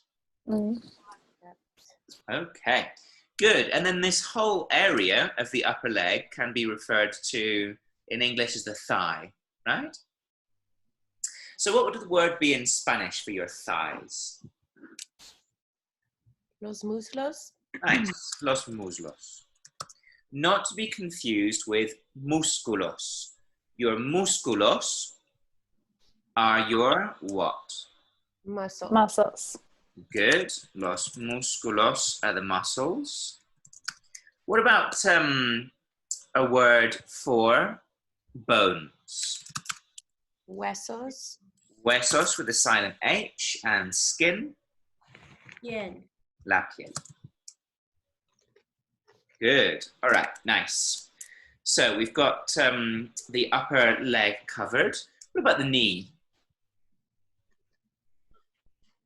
La rodilla. Nice. La rodilla. Important not to make that masculine. If you start talking about el rodillo, that's a rolling pin. You'll so soon get your students very confused if you start talking about their rolling pins. La rodilla. Good, the knee. Of course, you can get technical as well. You can talk about la patela. You can talk about la rótula. So you'll hear different words for the knee. All right, let's move on to the lower leg. The bone on the front of the leg in English is the shin. How do we refer to that in Spanish? That's the bigger bone, right? The thicker bone. Yes. So that is not the périnée. Mm-hmm. The périnée is the thinner bone. Right. I think it's a cognate, like tibia. So it is la tibia, yeah, and we'll put down la tibia. But if you want to just talk about the shin generically, you can say las espinillas. Those are your shins, las espinillas. Good. All right. Another anatomy quiz here for you. What muscles do we have in our calf? There are two main muscles that are important in our calf. Can anybody remember? The gastrocnemius. Good. Excellent. That's the one that we're most interested in. The other one is the soleus muscle. So the soleus is underneath. It's a very long, powerful, strap-like muscle. The gastrocnemius is sat on top, and it's a weird-looking muscle, right? What is special about the gastrocnemius? You ever seen bodybuilders with like super ripped calves? What do their calves look like?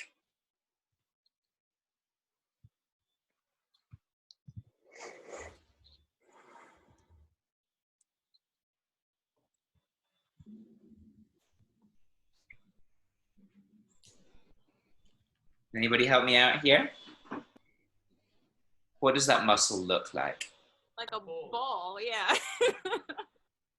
Yeah, so the gastrocnemius, have a look online, just type in bodybuilder calf muscle, and you'll see that they have these like very defined muscles that look like kind of a heart, or it's a double-bellied muscle, right?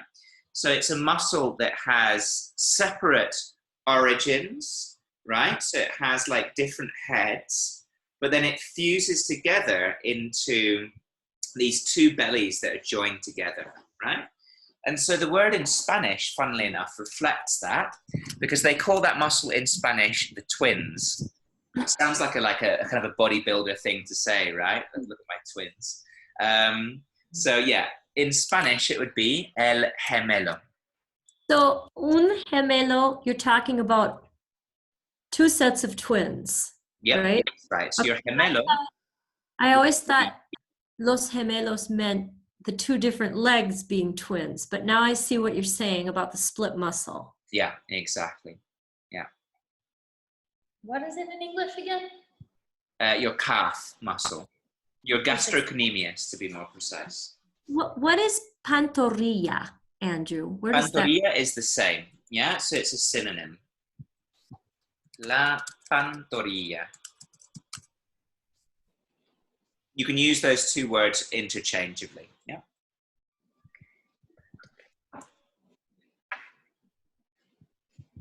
Okay, awesome. So let's move down into the ankle and foot. Now, who can help me with the ankle?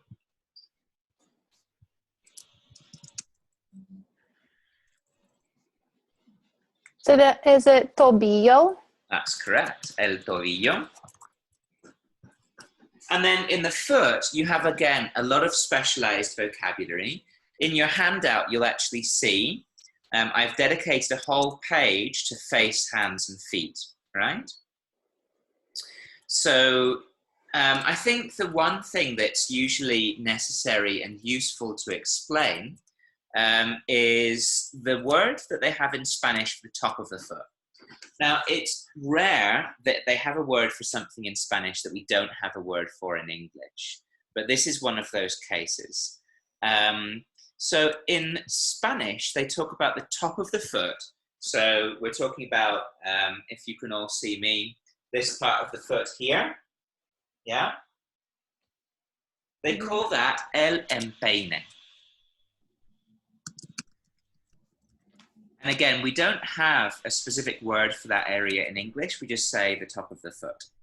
But it's kind of useful because sometimes in Spanish, they'll say, all right, let's sit on the tops of our feet. Vamos a sentarnos en los empeines o sobre los empeines. Yeah?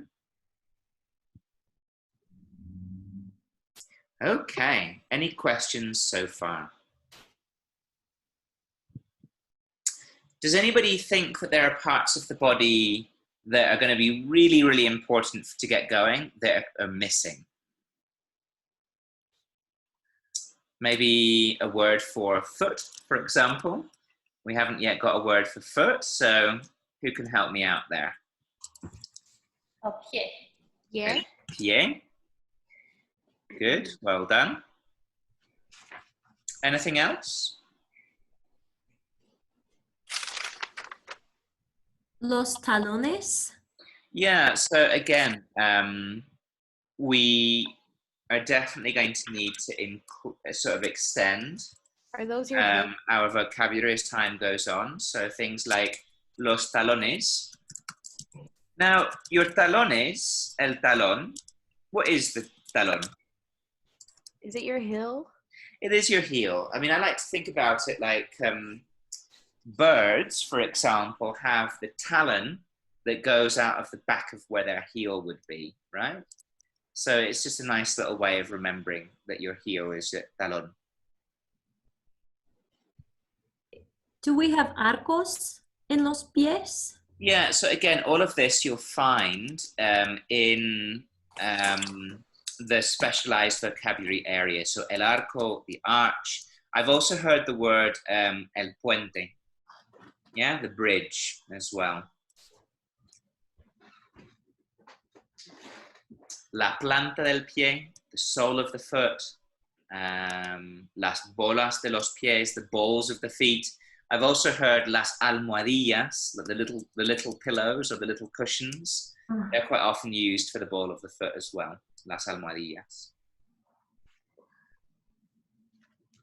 All right. So, good, excellent. Now, we're going to do a very quick task now. I'm going to give you 4 minutes to memorize as many parts of the body as you can from those that we've just written down, okay? So 4 minutes, then we're going to split off into our teams and see how many we can get from memory, okay? So you've got 4 minutes now. Whenever you're ready, get learning, and then I'm going to split you into your groups and you can see how many you can remember. Whenever you're ready, go.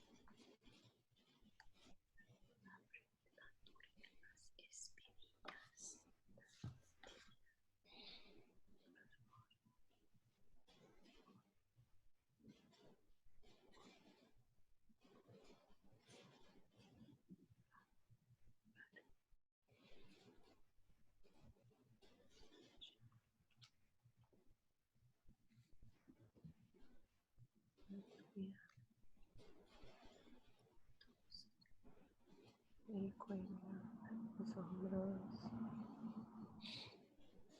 el pecho, los brazos, el antebrazo, el codo, las costillas. 2 more minutes.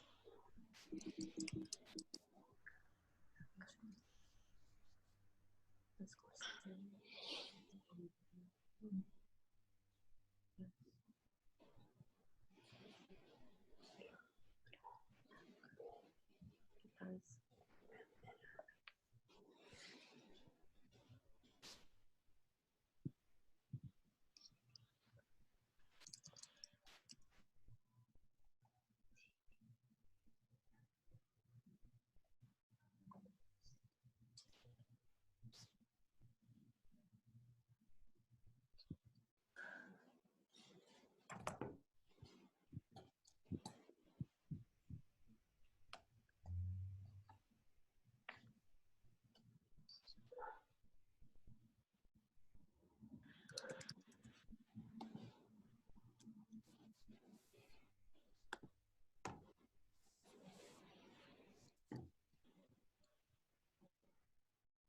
Okay. So now I'm going to split you into some new groups. And I want you again to take a paper, and I'm going to give you 4 minutes to note down as many different parts of the body as you can on your paper. Okay? So this is just to see how much you can do from memory, preferably without using any notes that you've taken. And just get into this habit of memorizing and producing. Okay? So whenever you're ready, I'm going to open the rooms now, and you can give a click.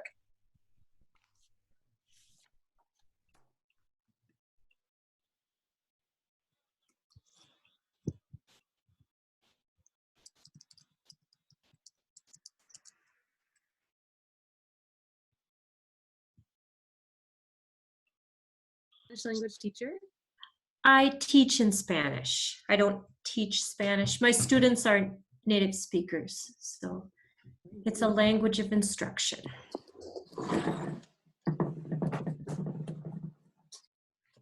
Okay, here we go. Should we start at the top of the body?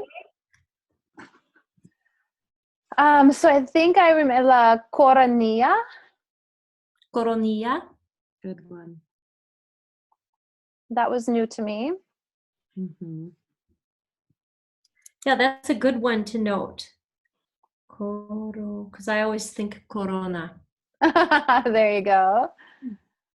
La frente. Frente. Las orejas.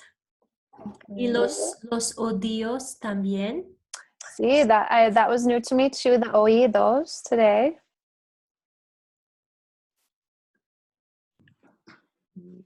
Yes. La lengua for Tongue.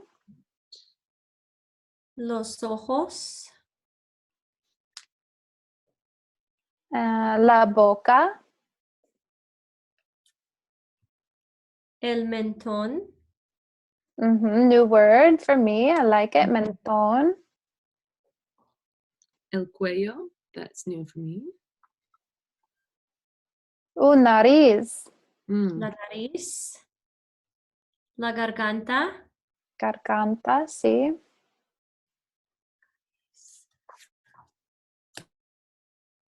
Hombros, los hombros. Hombros.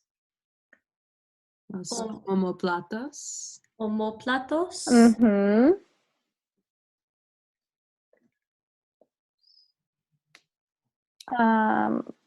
Sí. Los brazos.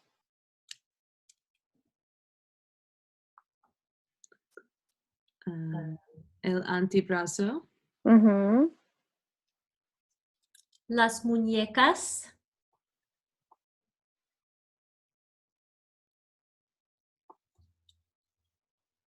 La mano. Los dedos. El codo.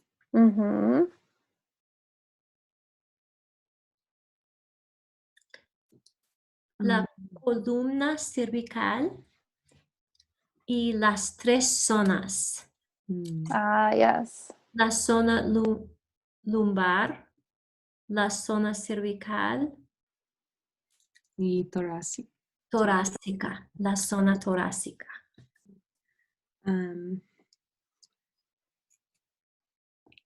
What was the ribs? Las Costillos. Is it costillos? Los costillos or costillas? Las costillas. Costillas, yes.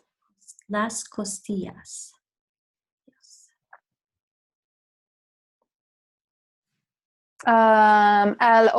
Is it, what was the belly button? Obligo? No. I'm not saying it right. Ombligo. Yes, Ombligo. Ombligo.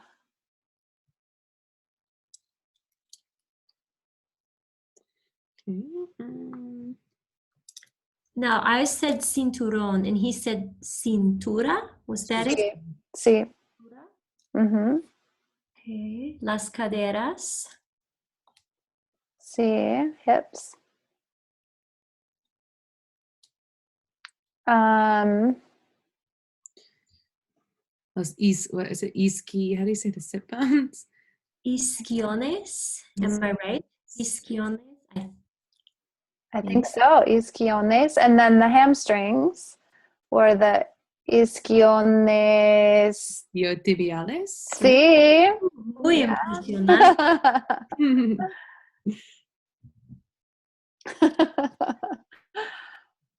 Rodillo. Rodilla, la rodilla. La rodilla, sí, femenina. I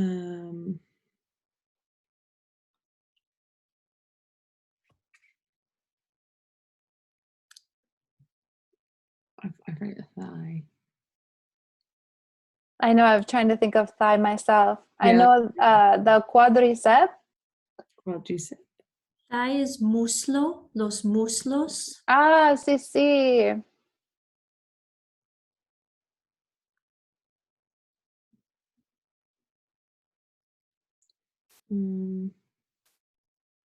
And then shin, is that? Okay, now I'm going to get shin and calf mixed up. The muscle is los gemelos. Pantorrilla. Pantorrilla is gemelo. So what is shin? I can't remember. I don't know either. Pantejilla, something like that, but that's not right. La espinilla. Espinilla. Espinilla.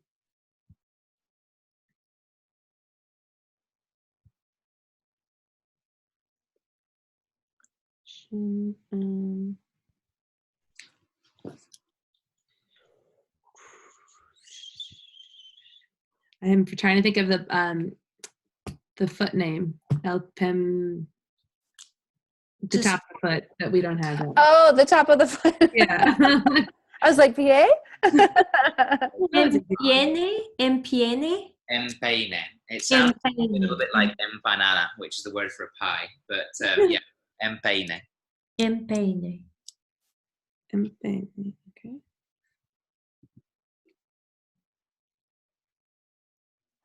Okay. El talón. The heel. Los tobillos. Sí. What are those again? The ankle. The ankle.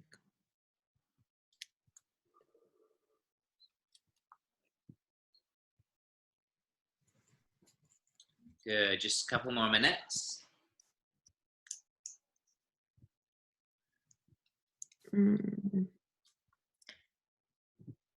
Something iliaca, going back to the pelvis. It has. Oh, yes, it's the top of the pelvis. Cresta. Cresta iliaca, yeah.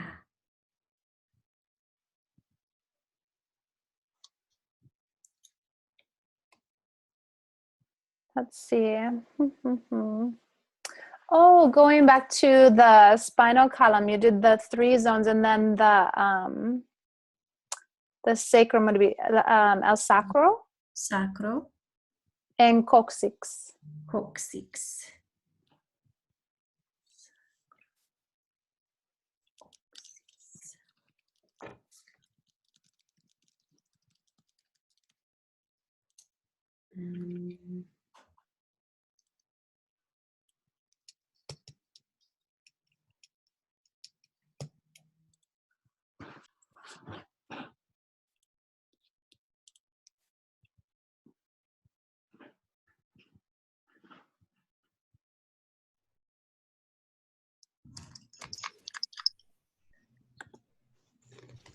Okay, team, how did it go?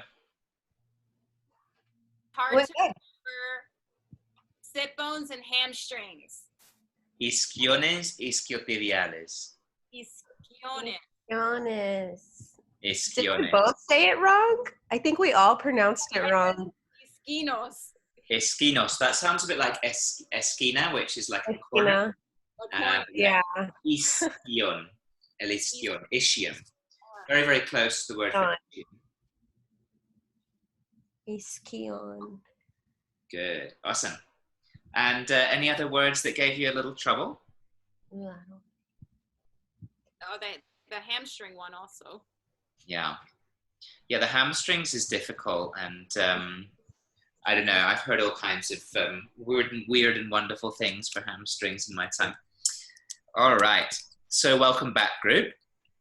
What I'd like to finish with this evening is to look briefly at useful adjectives and adverbs, okay? And not really the adverbs, but mainly the adjective side of things for now. So, what is an adjective? Who can tell me that? What is an adjective? To describe the condition of a noun or... Exactly, good. So our adjectives describe our noun. So in Spanish, they need to agree in number as well as in gender with the noun that they're attached to. So a common example is the word for left and right. So let's go back, for example, to the word for leg, la pierna. Now, since that is feminine and it's singular, the adjective needs to also be feminine and singular. So let's say you want to talk about the right leg, la pierna derecha. Okay, easy enough.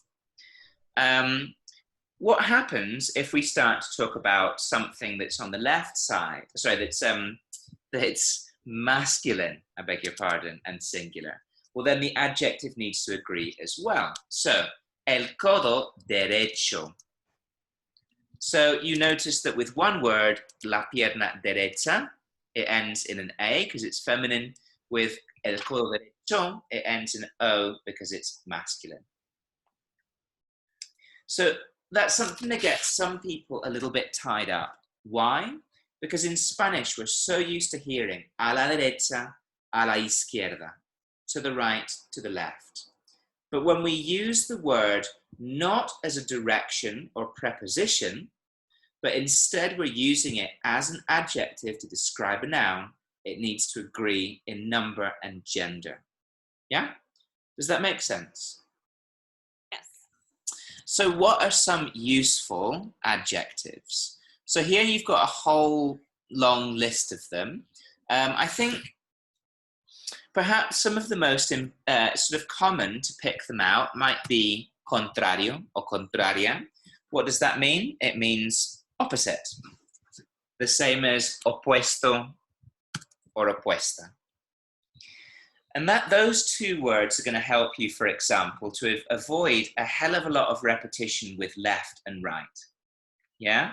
So to give you an example, we quite often, oops, throw my lamp on the floor there. We quite often teach postures such as Ardha Matsyendrasana, right? Where we've got the right foot outside the left knee. We lift our left hand, we bring it around the right thigh. We lift our right hand, bring it behind the left hip. Oh my goodness, it gets exhausting, yeah, with all of this lefts and rights. So it can be really nice in Spanish as well as in English to start using these words like opposite, opuesto, or contrario to help you provide a little bit of diversity in your vocabulary. Does that make sense? Yes. Good. I like contrario. I feel like I overuse opuesto, so I'm going to start saying contrario. Good. Yeah, nice. A little bit of extra richness and diversity in there in the language is never a bad thing. Delantero. That's another super, super important word in yoga. It's nice to, again, if you're in warrior pose, one of the warriors, you don't always want to be talking about, okay, bend the right knee, make sure the right knee is stacked over the right foot. You might want to talk about the front knee, make sure the front knee is stacked over the front foot. So, la rodilla delantera, for example. So if delantera is front, the word for back is trasero o trasera. El pie trasero, la rodilla trasera. Okay. What other words might be useful? Well, all of them are useful in certain moments. Words like doblado or recto, doblado meaning bent, recto meaning straight. Have a good look through your useful adjectives and adverbs, and yeah. Andrew, does redondo, what do you think of that? Redondo. Does it exist? Because now I'm worried it doesn't, seeing redondeado. Redondeada. I would, so redondeado is the past participle of a verb, redondear, right? Pero redondear, I say redondo when I think of, when I am describing something round, redondo. That's a great question. Let me have a look up. So I love using a tool called lingui.com. It's a dictionary, but it also gives you tons of examples of usage that they've pulled from texts online.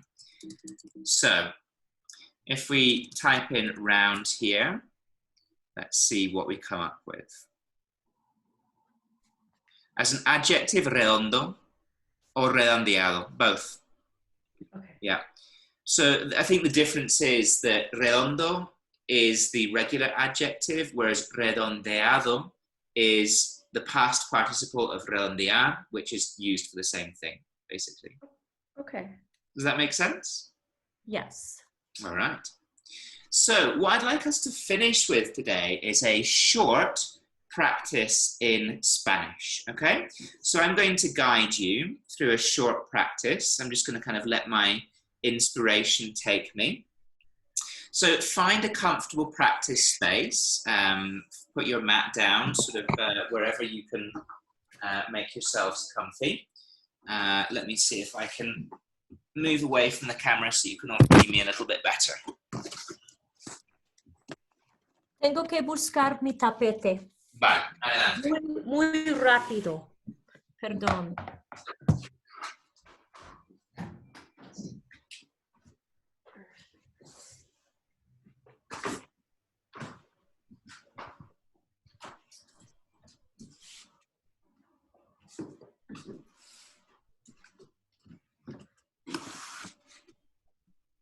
Ok, muy bien. A ver.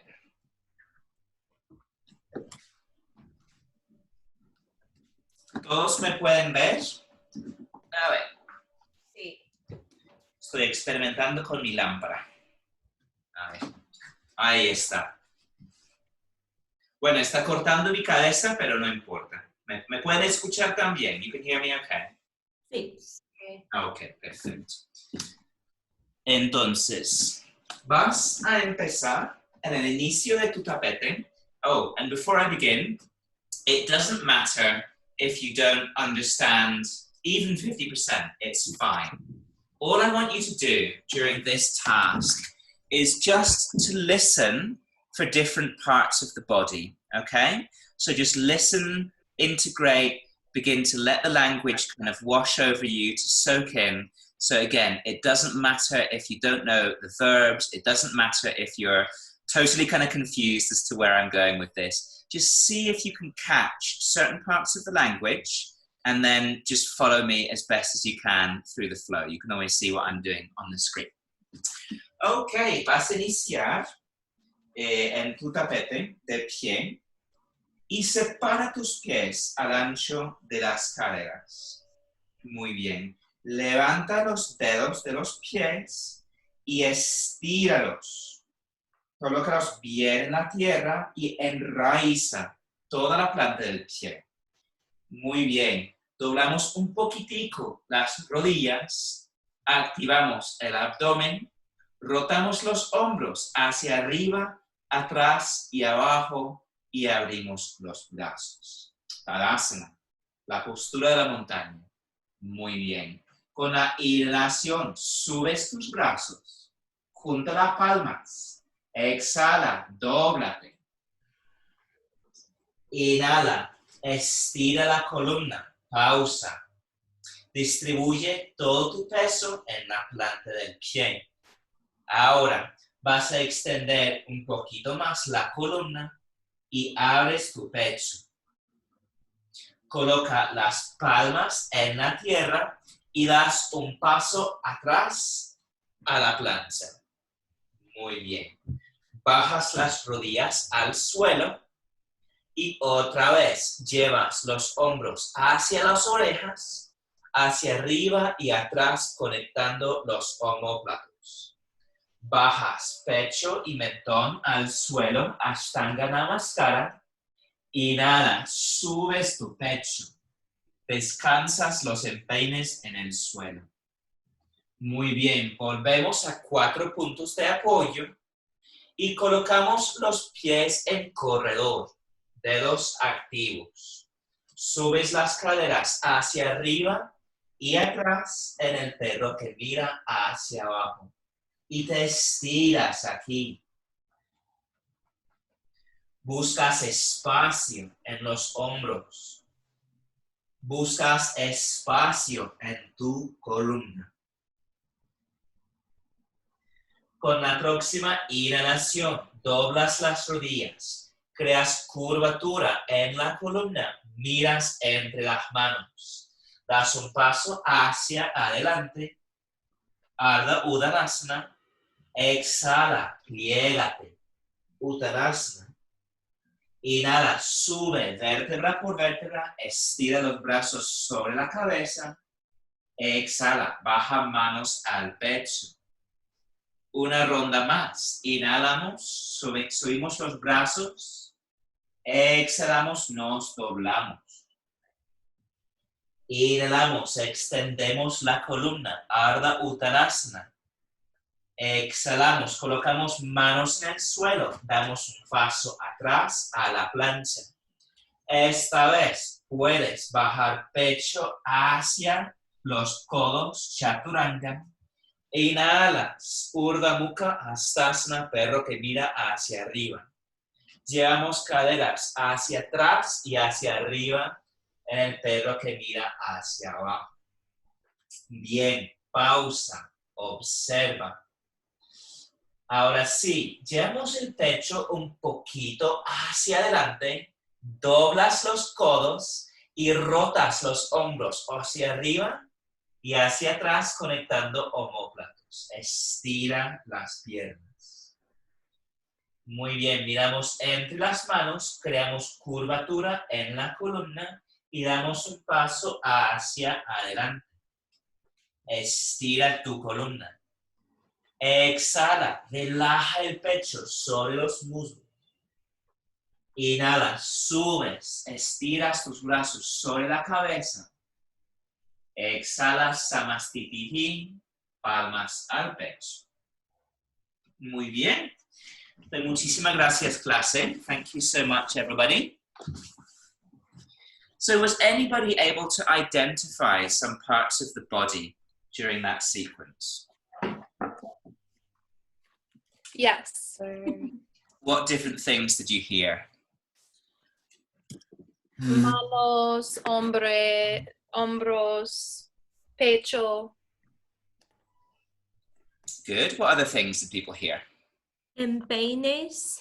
Mm-hmm. Am I saying that right? I feel like I'm not. You are, yeah. So there was one point when I told you, descansamos los empeines sobre la tierra.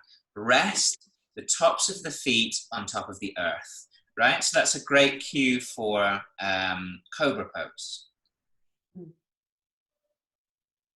Good. What other things did people hear? Los codos. Los codos. Good. Mm-hmm. Did you hear in Ashtanga Namaskara, bajamos rodillas, pecho y mentón? Yeah, so that's a common one. Did you hear me saying extendemos la columna to come into the half raise there? Good. So my recommendation for you for tomorrow is to do a couple of things. The first thing is to pick 13 new words that are totally new to you today, that you've never really seen before, okay? So they might have been words that we covered in today's presentation, or they might be new words that you have to look in your handout to find, yeah? So find 13 new words, and I'd like you to learn those for tomorrow. So again, if you're more of a sort of a beginner's level of Spanish, They might be just some basic words. If you're more proficient in your Spanish, they might be, something that's new to you today that's a little bit more technical. Okay, and we're just going to keep expanding sort of little by little our vocabulary over the next few weeks. The second thing is, I would really love you to read up about verbs. What in particular? I'd really love you to know what a reflexive verb is, okay, and how reflexive verbs work. I think reflexive verbs are some of the things that give English speakers some of the most trouble with Spanish. And it's the thing that I find myself most often correcting people with. So it's a really, really great idea to have a good read up about reflexive verbs tonight.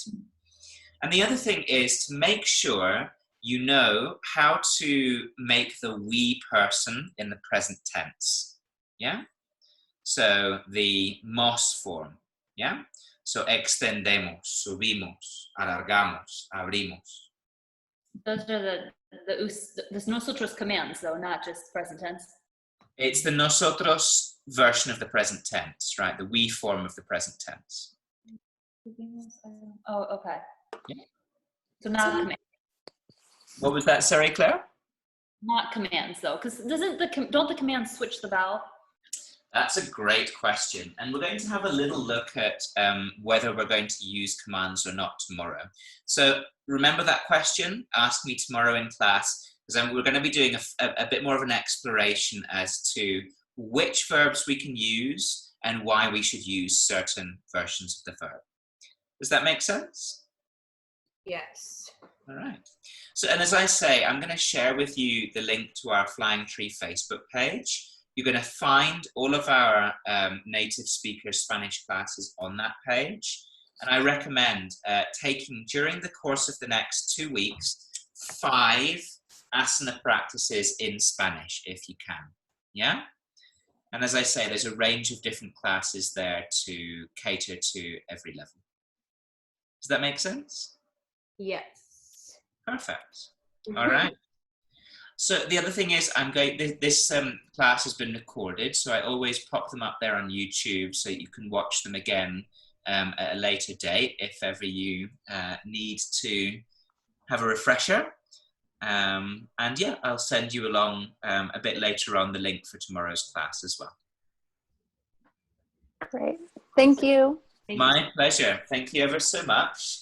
Thank you. Claire, I'm just going to have a very quick call with you, if that's okay. I'll send you right away a link for the meeting on your email. Okay. All right. Thanks ever so much, everybody. I'll see you all soon. Thank you, Andrew. Nice to meet Bye, all of you. everyone. Meet you all. See you soon. Bye. Ciao.